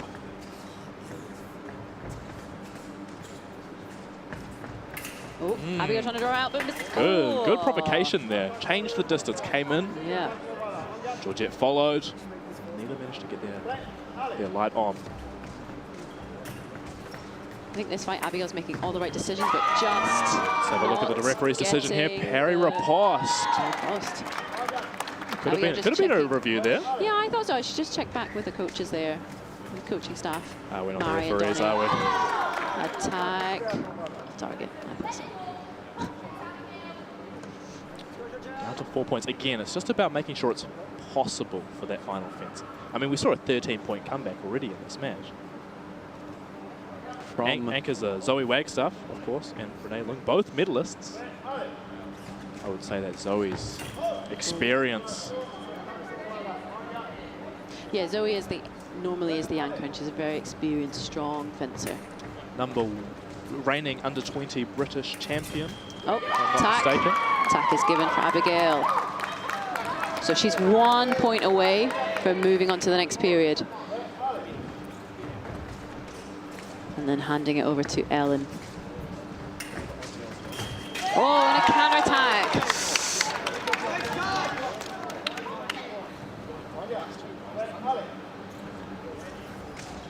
Pusher just missing out. Oh! Sweeney. So Abigail had the attack, she was moving forward, but as she hit, she just missed. So she's just outside of the right distance there. It was a beautiful strike. The money shot. She's trying to draw her out into doing something, trying to make Sweeney make a mistake. Georgette holding on to it, backing off a little bit. Searching for the Pushing blade. her. Ooh! Just off target. Come on, Abigail, you've got this. Oh. Connor watching this fencing enthusiast to his right. Yes. Freak out here. Scottish team thinks it's theirs. Referee reviewing. Sarah Watching Cox it there back. on the video. Watching her back in slow-mo. Could be quite a crucial decision here from the referee. Both have smiles on their faces. Not only us watching, enjoying this match, the referees are too. Attack from the right, crucial. Okay, look, now we're back down to a 2-point lead. Remember how fast those evaporated in the past matches there, Connor. Sweeney good at that. The comeback queen. Go for the counter attack. Ooh, Riposters. just missed. Just didn't get it on. Ooh, false start there from Abigail. Oh, just missing her. Oh. McVinney looks upset with that, upset at herself. Can't let it get to her head. Aussie, Aussie, Aussie! Yes! And a nice hit there to finish out with McVinney. The worst timing for an Aussie, Aussie, Aussie chant as Scotland score a point. Yeah, you just motivated. I was just trying to encourage them. I mean, come on, it's absolutely lackluster. Yeah, they need more energy there, supporters. Scotland definitely the standard of support so far this week. I remember when we went to this competition in London, Australians were constantly. What's the Scottish equivalent? There's definitely one, right? We've got many. It's just Scotland. There are many are not PG, some are. I'm sure a lot aren't PG. I'm sure a lot aren't PG. Some football chants, yes. Yeah. Ellen Buckley looking to bring back that confidence against Juliet Masson. Well, this is the second to last bout. Ellen Buckley for Scotland, looking to redeem herself. Juliet Mason also been a little bit shaky. 35 for Scotland, 33 for Australia. This is the bout that could set up victory for either team. A crucial bout. Every point matters. Oh, Ramiza's off target. Both fences missed their riposte there. Ellen Buckley able to get that off target light. Ooh. She's getting that. She's getting parried, but she's still trying to hit her with that. It's a little bit more foot movement from the Scottish girl, I think. Just a little bit of debris on the piste. This again is her last match of the tournament. Both of these fences want to make this count. You've got to leave everything out there. Attack from right. Just hit. Off target. Adrenaline will be pumping. But you've got to hold your composure. I know, I'm trying. And that's what Juliet Mason does there. Wonder if my Aussie made the difference here. Oh, power cross off to. Oh, no. Okay. Never mind. All tied up, 35 all. Looks like we're in store for yet another exciting final here. The Commonwealth Junior Women's Foil Final. Remember, it's first to 45. Here we're going to 40. That last match is going to be crucial. Ellen Buckley. On. Juliet Mason was down 2.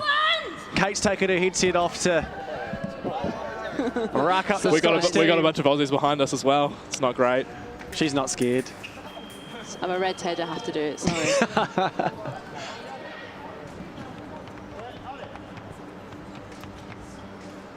Australia against all odds. 37-35, 2 points ahead of Scotland. This is the second to last bout in the junior team women's foil final. Just hitting her on that distance. As Ellen's stepping in to start the attack, she's getting hit, so she needs to be ready for that, to either draw her out or just get her hand out and finish. Look, if It's Ellen easier Buckley, said than done. You're quite right. If Ellen Buckley can close this just by a couple points, absolutely Zoe Wagstaff is capable of making a comeback in this final. No, I know I'm really setting myself up for disaster here by asking this question, Kate, but is Juliet getting these points more off of Ellen's mistakes? Yeah, a little bit. So she adjusted there on her distance there. So when you're attacking, obviously you just all you want to do is just get your point on the jacket. Not so simple, is it? No, it's a lot harder than Oh, that. here we go. 2 in a row. This could be. Ellen's getting fired up. That's what we need. Could be the boost that Scotland needs. She's pumped up. Let's go, let's go, let's go. Distance. This is the bronze medalist looking to. She knows she's going to do it. Oh, wow. What a counter attack there from Juliet Mason. Just removed everything from view there. Oh, that felt like watching Pirates of the Caribbean, that move. Who's your favourite character? Mine? Captain Jack. Come on. Maybe the only character I know the name of as well, but that's fine. Kate, I dare to name someone else. Go on. Will Turner, Elizabeth Swan. Oh, damn it. What are you talking about, Jeez. Barbosa? What do you mean? What a great acting. More of a Star Wars guy. I wish we had that budget. Imagine what we could do with $400 million here at the Commonwealth. Well, we wouldn't be here if that was the budget. Back onto this. Hey, don't say that, Con. Juliet needs one more to go to break. It's getting intense now. Ooh. Just off target. You can both see both fencers are getting a bit it's high stakes. Oh, it's, look, There we go. you must know how they feel there, Kate. Oh, it's good. It's tough, eh? It's good, but it's tough. It's tough. You really get the adrenaline It's get to pumping. this when it gets to this point, this close, you can have both fencers. They're both capable. It's honestly. Oh, attack from left. Oh, caught a para I think a video call. Alan has to review that there. Had no choice. It'd be good if we had the video review, but that's what the referee is for. Let's see. Stays firm. 2 points lead. Look, Zoe Wagstaff, the silver medalist. It's Rhiannon Leung, the bronze medalist. Look, these team bouts get close. 2 points, 3 minutes for Zoe Wagstaff. Could have a priority minute. She could run away with it. Anything could happen here. Look, it's not, that lead's important, but I think we're both in distance here. It's an absolute nail biter. Sure is. As we head into our final bout, 2 points in it. Rhiannon Leung and Zoe Wagstaff trying to get gold for their respective countries in the junior women's team foil final. 40 for Australia, 38 for Scotland. And here we go.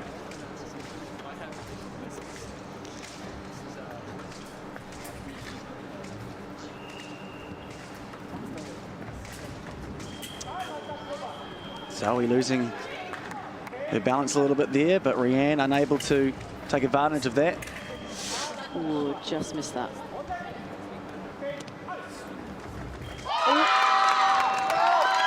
Advantage given to Leung. 41-38 now. Same call again. Same call again. 2 quick points, 3 to gold. 16 seconds in to this final and crucial leg. Who's going to get the gold medal here? Both teams want it, so we're looking to upgrade her silver medal from the individual.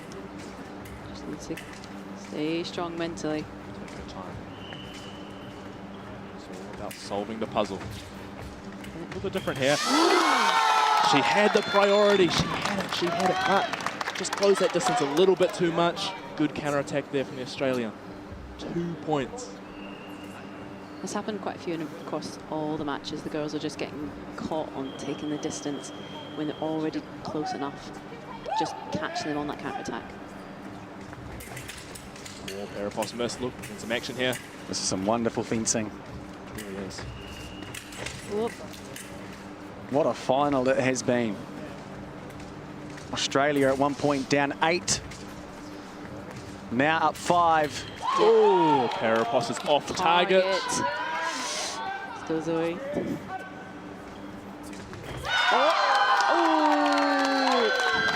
Just need to get her head up. Come on, Zoe. 1 point away from gold, Australia. Zoe Wagstaff. She's contagious there, Kate. Can she do it? Just disrupt Lung's timing. That's it.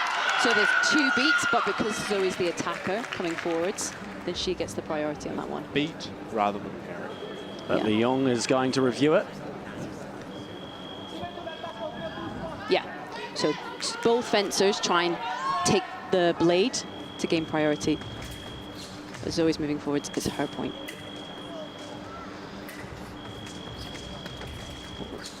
If Leong gets a point here, that's gold. Go on. Get it. Ooh. A lot of pressure on referee Hao Huang here. Oh, he's off to the Olympics soon, so he's built for moments like these. Just got to push her patience. Ready for that?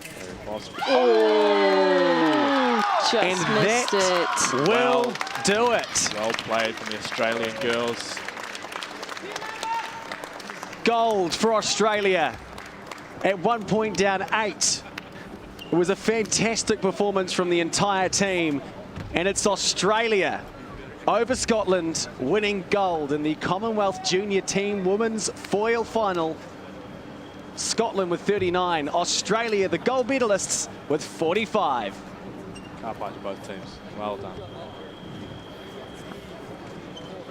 Some great individual performance there. Abigail McVinney did pretty well in her first 2 matches, and Georgette Sweeney with that huge comeback in the 3rd leg.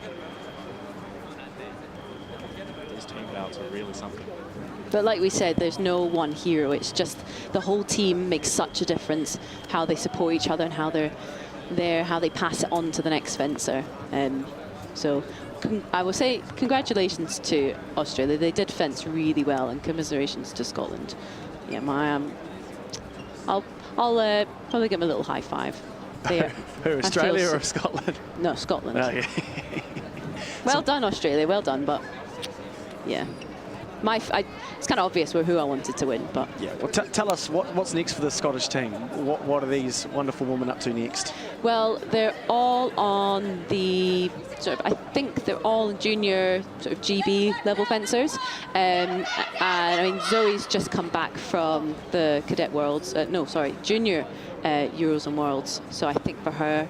I think for all of them, they've earned a nice rest, recuperation now. Right. That's the competition finished for them, and they'll get back to Scotland, nice rest, and then training for the new season. Yeah, the next season. Potentially maybe some senior competitions in there for them as well, going up in age group.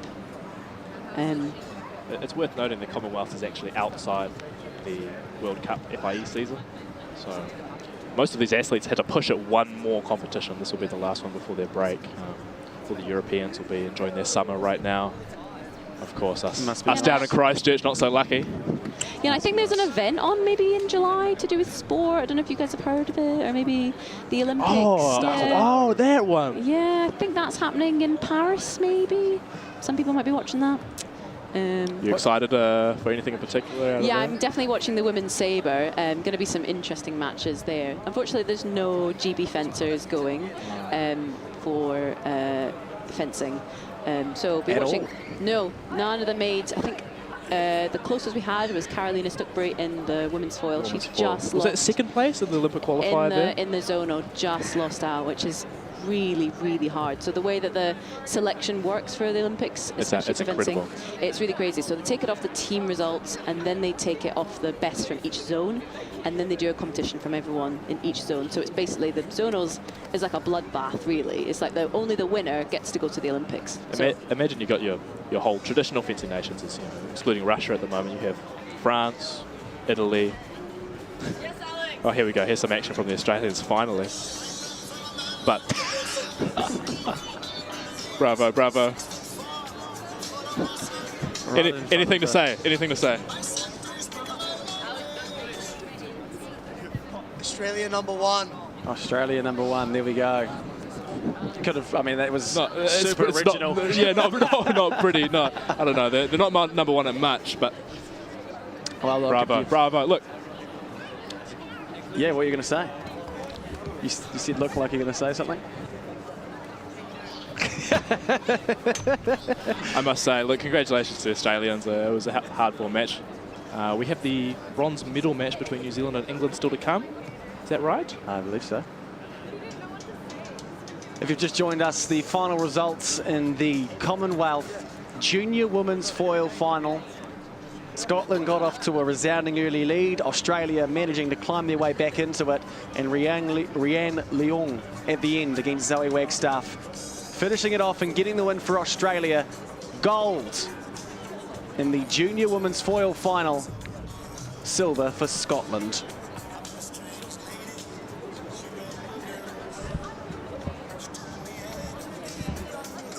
Very shortly we'll have the presentation of the medals for both the women's foil final and the men's team épée final.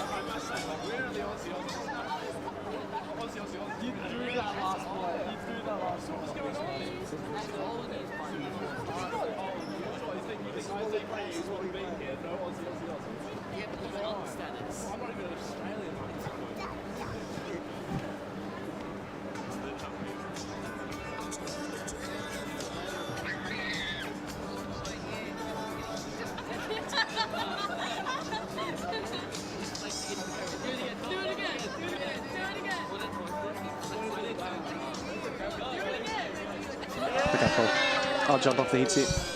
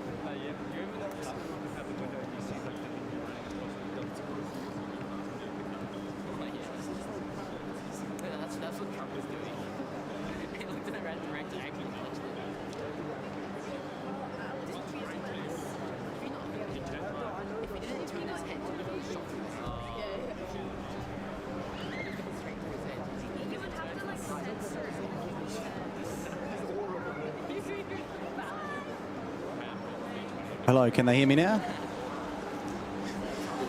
Good idea to turn the microphone on, eh? Yeah.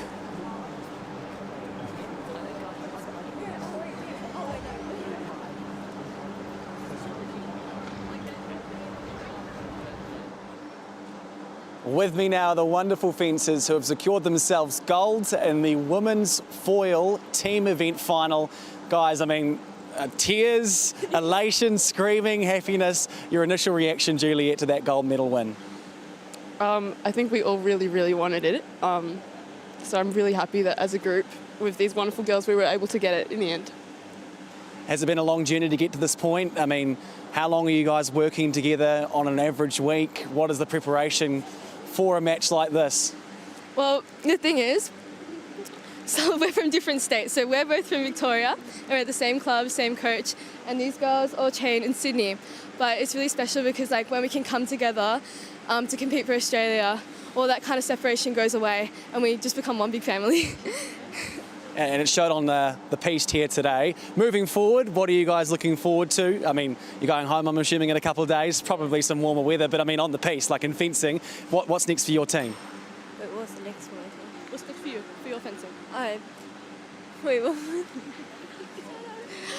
For me, I think this competition has really opened my eyes to like moving on the Piste, which is something I'm working with my coach. And it'll be a really good learning opportunity as I move into my junior season. And Juliet, you yourself as well on the team, what's next for you?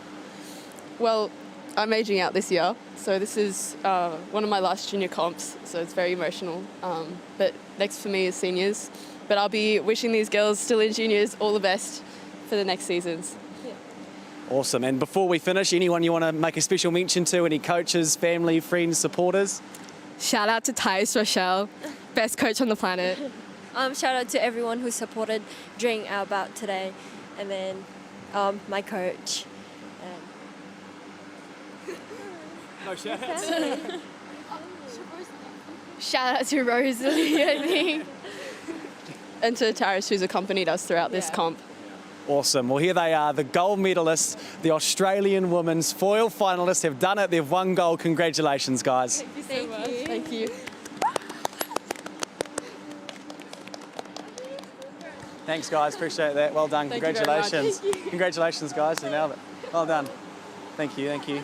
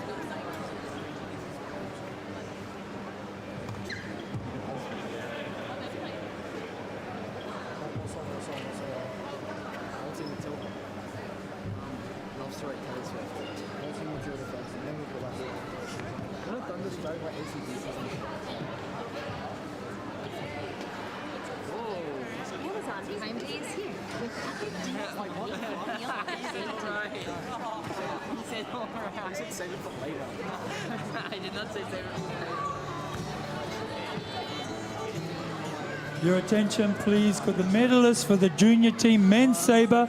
Medalists for the junior team men's sabre, please make their way to the call area now in their tracksuits. Thank you very much. That's Australia, India, England, and Singapore. Thank you.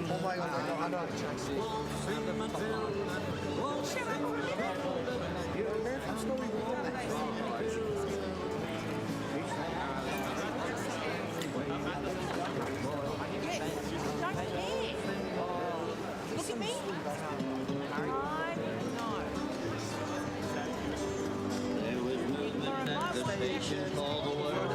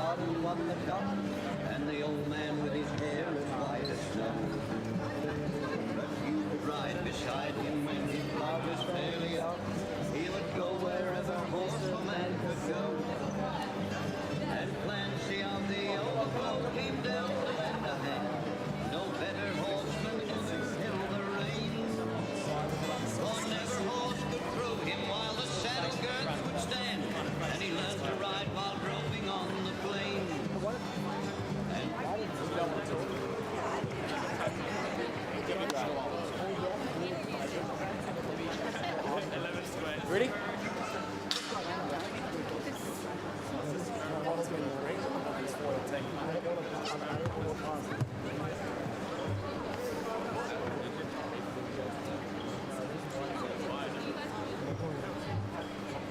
With me now, the bronze medalist in the team women's foil final.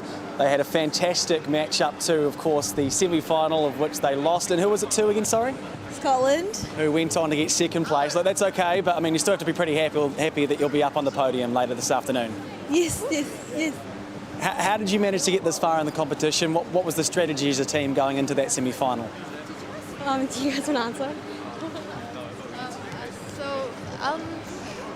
We knew that the Scottish people were really defensive and their attacks are not as strong as us, so we just pulled them out and try to go defense on them because attacks is their weakness.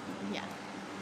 Obviously, winning gold earlier this week, did you as a team feel like that could be a bit of an advantage? You had that bolstered, idea in your head that you've gone that far that the Kiwis could win in an event like this. Did that help you moving into this team event? I think it definitely helped us keep our spirits up, especially when we were kind of very on and off.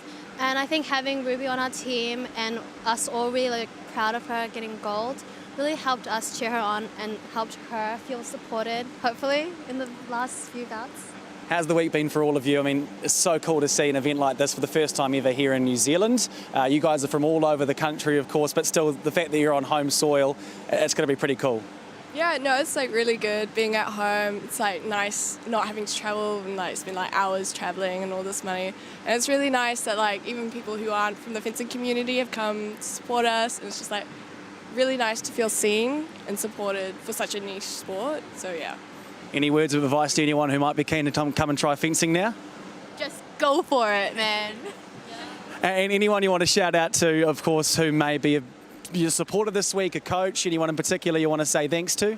Yeah, my coach over there and all my friends and family that have supported me and my training and stuff, yeah. Definitely my coach, my friends and family, I think for helping me be relaxed and just have fun overall. I mean, for sure my coach, but definitely my mum having to deal with me and getting me to where I am now. So yeah, 100% her. I think I would like to thank my mother and my coach Wayne and also the team manager Chantel's mom. She has been a really great help. Basically everyone, but I forgot to talk about my dad last time. So my dad, he was so happy for me, and he was like, "It's okay, this is good. This match was awesome. Don't worry, next one." Well, not the colour they were looking for, but bronze still a great result here. The third place in the women's foil final for the junior competition. Team New Zealand, congratulations. Thank you. Awesome. Cool.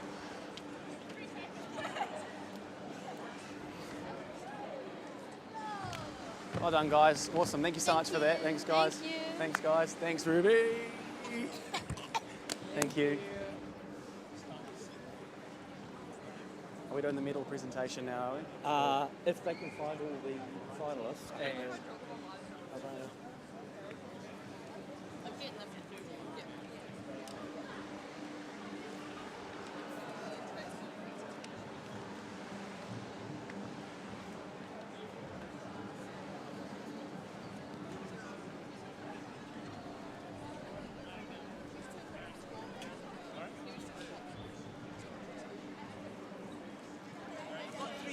Gone to get our trousers. Okay, cool. So No we'll be worries. on, yeah. No worries.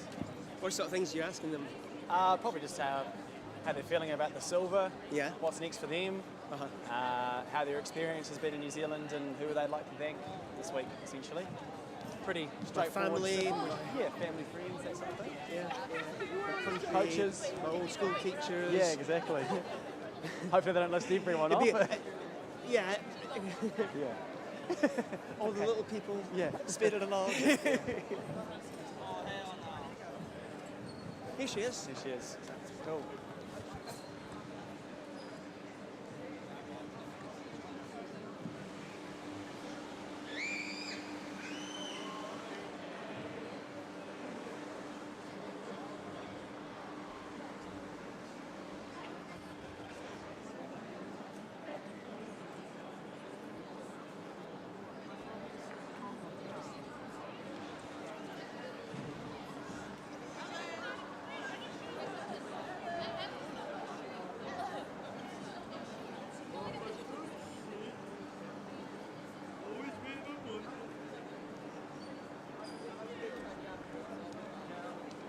you like us to stand? We'll go over on the left side if that's okay, guys. Thank you for doing this. So we'll get you on the left side of the middle, and I want you to kind of do like a sort of semicircle, still facing frontwards, but kind of towards me, if you get what I mean, like a U. And would you like your flag as well? Yeah. Couple steps that way, sorry. So you want to be kind of... Ellen, come on! Do you want to talk? I don't care. I don't mind talking. Thank you. They're not filming this, are they? They are. Don't. What do you think the camera's for? Okay, we're jumping into it. You ready? Yeah. Cool.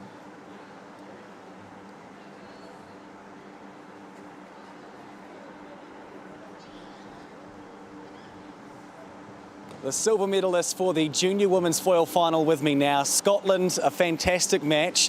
Unfortunately unable to secure the gold, but you still have to be pretty happy walking away with a medal at least. Yeah, I think we're very happy, yeah. What do you think went well in that match, and maybe what are you looking at to work on for next time? I'd say that one of our strongest points was definitely our team and how close we are with each other, how much we care for each other, and how we win, we lose as a team. We care, yeah, it's fantastic. The cheering, I would say, was tremendous. We were very loud the whole time, which was fabulous. What we could do better for next time, win, I'd say. But no, we still did fantastic, and we're proud of our performance, so it's very good. You should be. It was fantastic, and I mean, you were in front for a lot of the match there. Look, we'll move past that. How's your week been in general? It's been some amazing fencing happening here, you guys individually as well as a team. Have you enjoyed your experience in Christchurch in New Zealand? Yeah, it's been great. Lots of competitions over the last couple of days, and it's been pretty cold, colder than usual, but I think we've had a great time and great working together as a team, sure. And is there anyone, you were mentioning how your crowd or your supporters, your friends, your family who have come here all the way from Scotland have been, and in my opinion, by far the loudest out of anyone. So is there anyone in particular you want to say thanks to personally as a team? I think altogether, just our coaches, our staff, they've really made the experience, and of course, like all the parents here, they're here early in the morning watching us and stay late at night, and we wouldn't be here without them. So yeah, to those guys. Anyone want to shout out those coaches in particular? Don McKenzie, woo! Awesome. Well, you guys did a fantastic job today. You've had a fantastic week, a long journey home, of course, coming up. When do you head back to Scotland? I think the 31st. Okay. So you got a bit of a holiday, do you? I've got 6 a.m. tomorrow, but that's fine. Yeah, that's fine. Well, safe journeys home, and hopefully we'll see you here again. Wonderful. Congratulations, the silver medalists in the women's foil final here in Ōtautahi, Christchurch. Cool. Thanks, guys. Thank you very much. You guys were awesome. Appreciate that. Congratulations. Thanks, guys.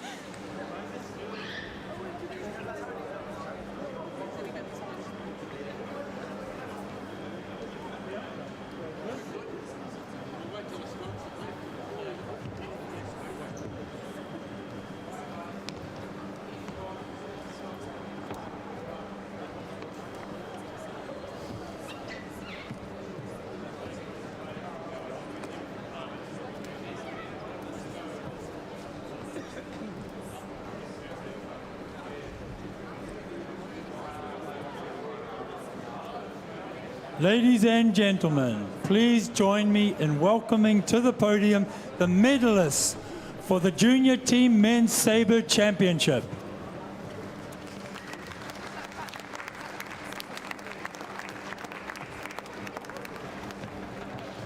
Tonight, the medals will be presented by Scotland's Val Cram, who was 5-time senior Commonwealth medalist, including a silver medal in women's individual épée.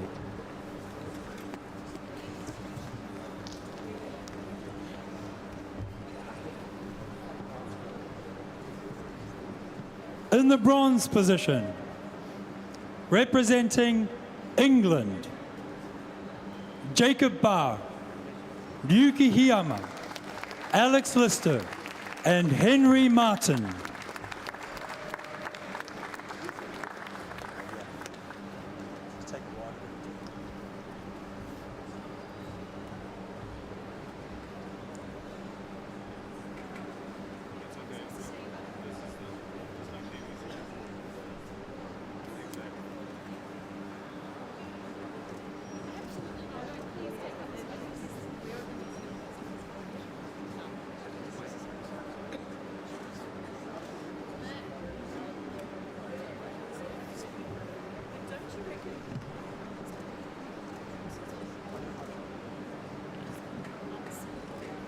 And in the other bronze medal position, representing Singapore, Dan Wei Zhou, Marcus Maximilian Tan, Wei Feng, and Lucas Tan.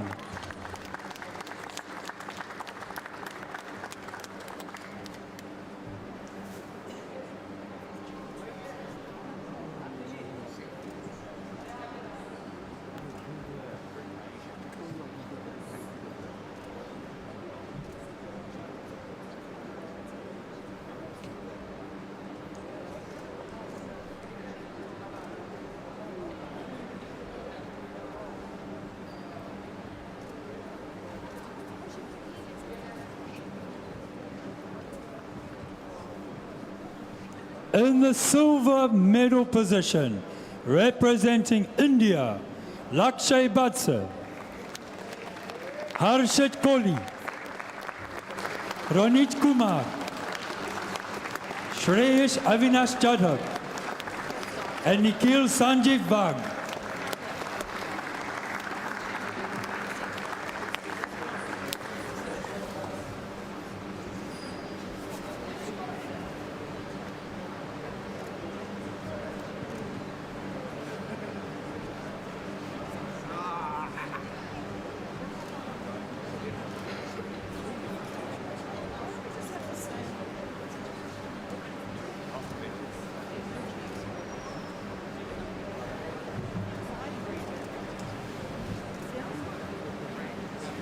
And in the gold medal position and winner of the 2024 Commonwealth Junior Team Men's Sabre Championship, representing Australia, Daniel Iliff, Alexander Letse, Tarin Liu, Boom Parakawang, and Zeno Radnoti.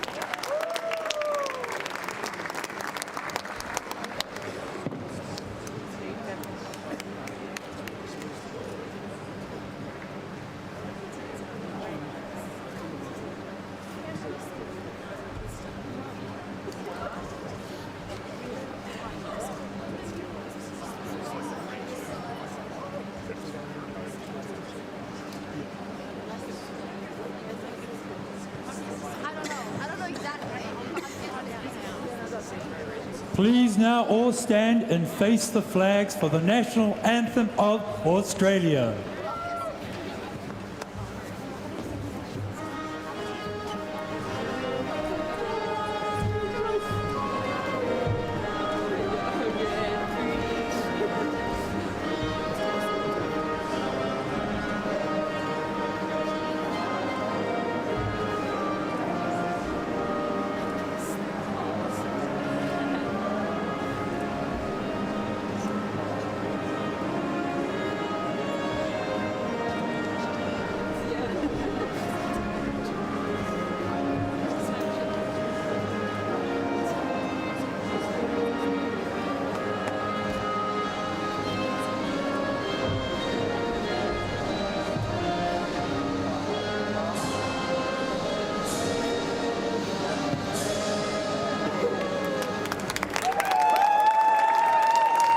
Please now face the front for official photographs. Please bunch up.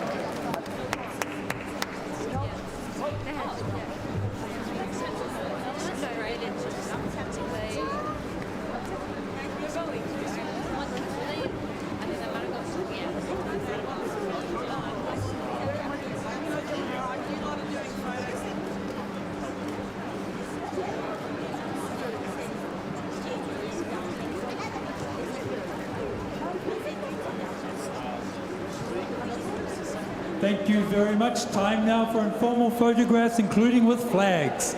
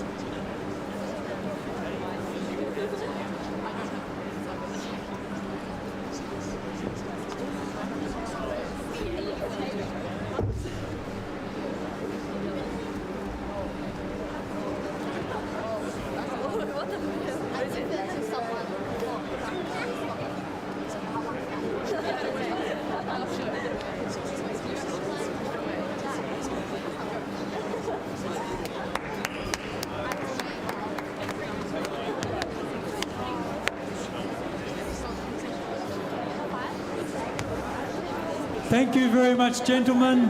If you would make your way off the piste the way you came, that would be most appreciated.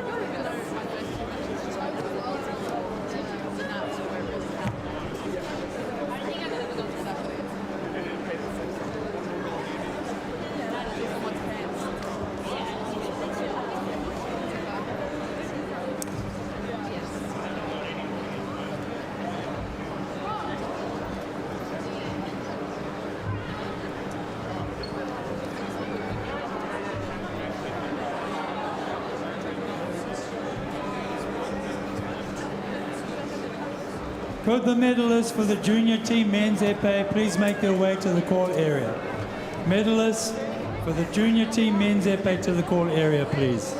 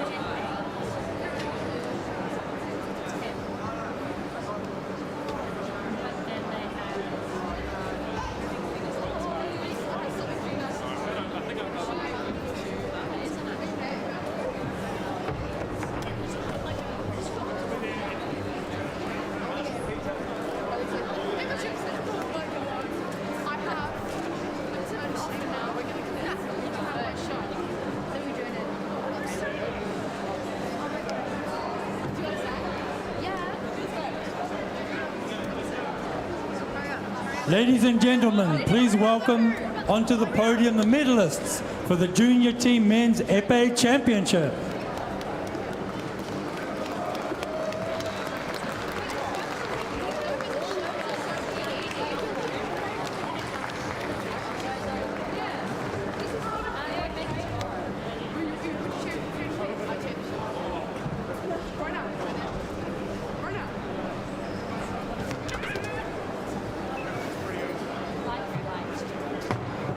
In the bronze medal position, representing India, Mohit Bhatt.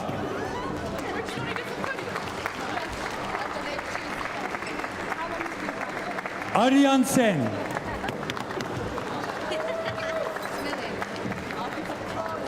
And Sufyan Wahid Sohil.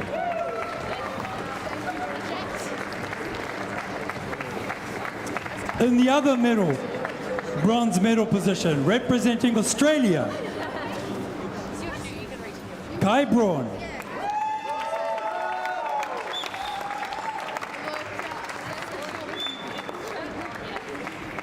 Lee Schwam Mitchell Chen.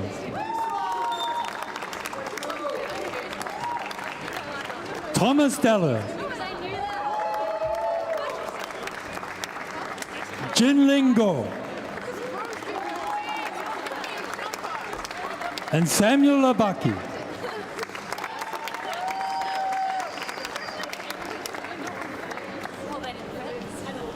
In the silver medal position, representing New Zealand, Joel Bolahud.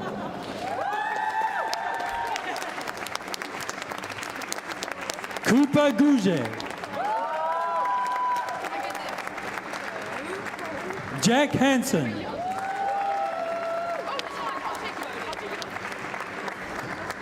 Nolan Peterson. And Joel Wilson. In the gold medal position and winner of the 2024 Commonwealth Junior Team Men's Épée Championship, representing England, Finn Bennett.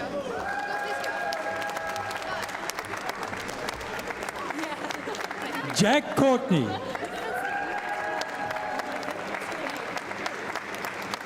Rafael de Gos.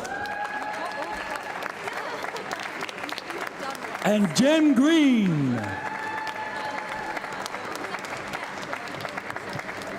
Please now all stand and face the flags for the national anthem of England.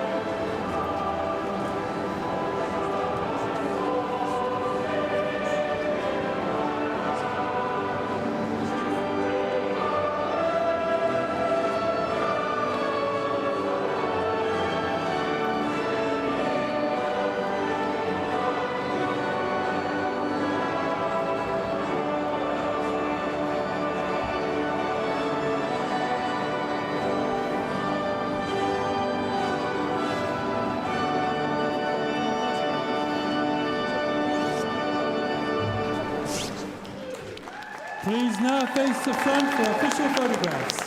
Please bunch up.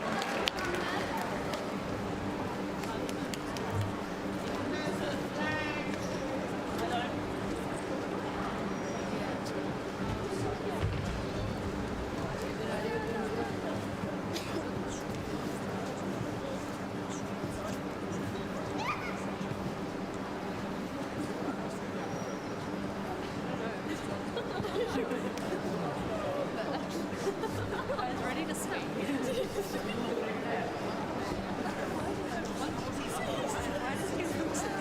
And now for informal photographs, including with flags.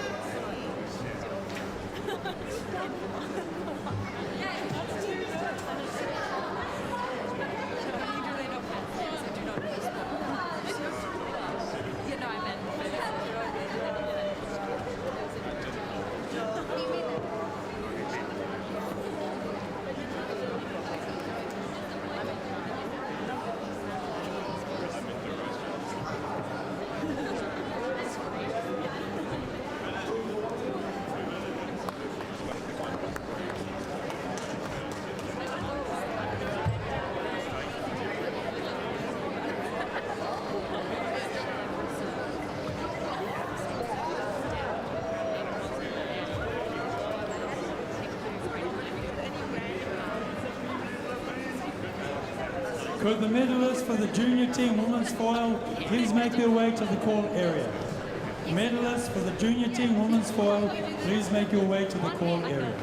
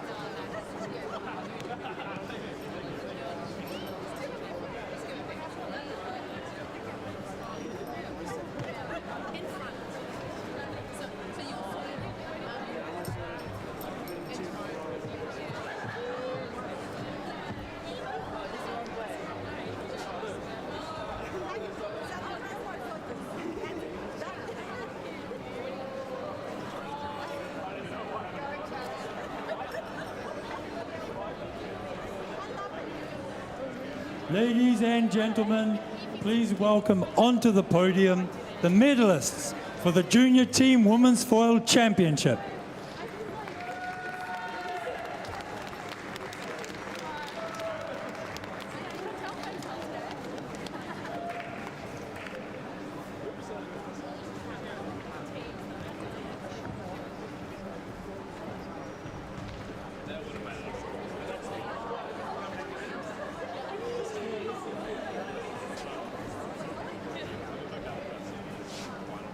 In the bronze medal position, representing New Zealand, Ruby Chan.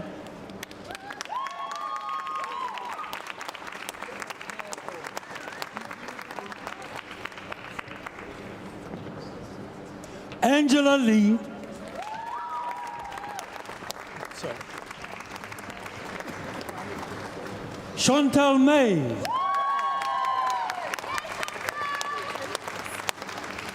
Bowie Wang.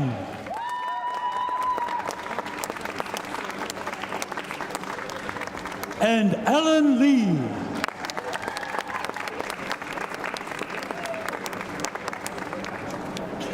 In the silver medal position, representing Scotland, Alan Buckley.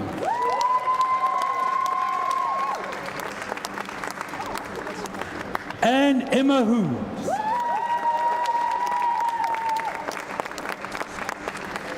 Abigail McVinney. And Zoe Wagstaff.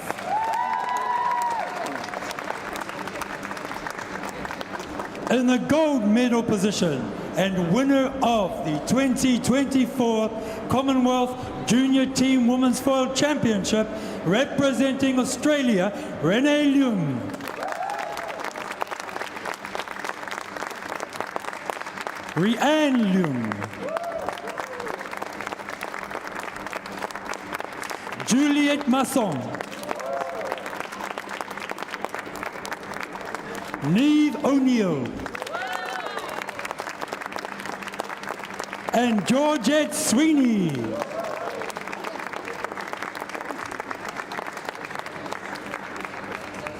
Now please and stand and face the flags for the national anthem of Australia.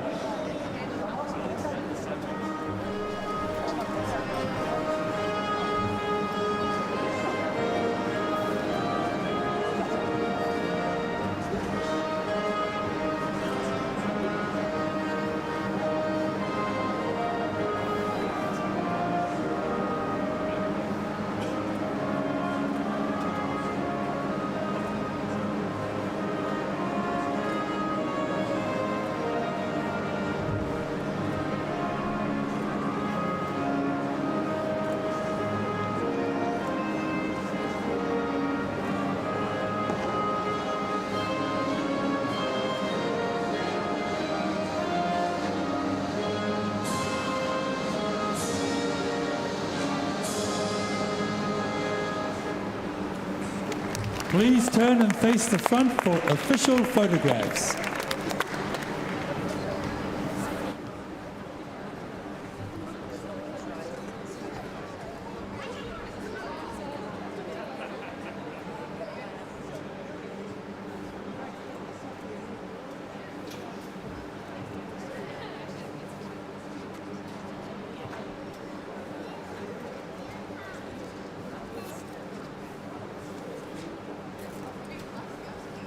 And now for the informal photographs, including with flags.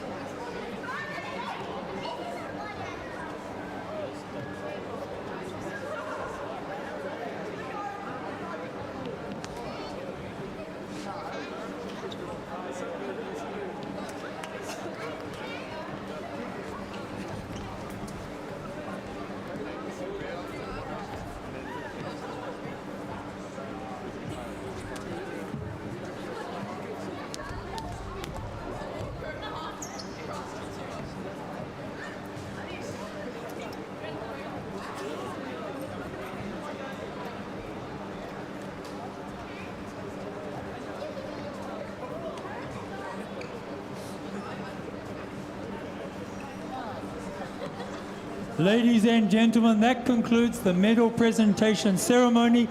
Thank you for joining us. Feel free to stay on and take more informal photos. In the meantime, enjoy the rest of the evening, and we'll see you tomorrow for day 8 of the Commonwealth Junior and Cadet Fencing Championships.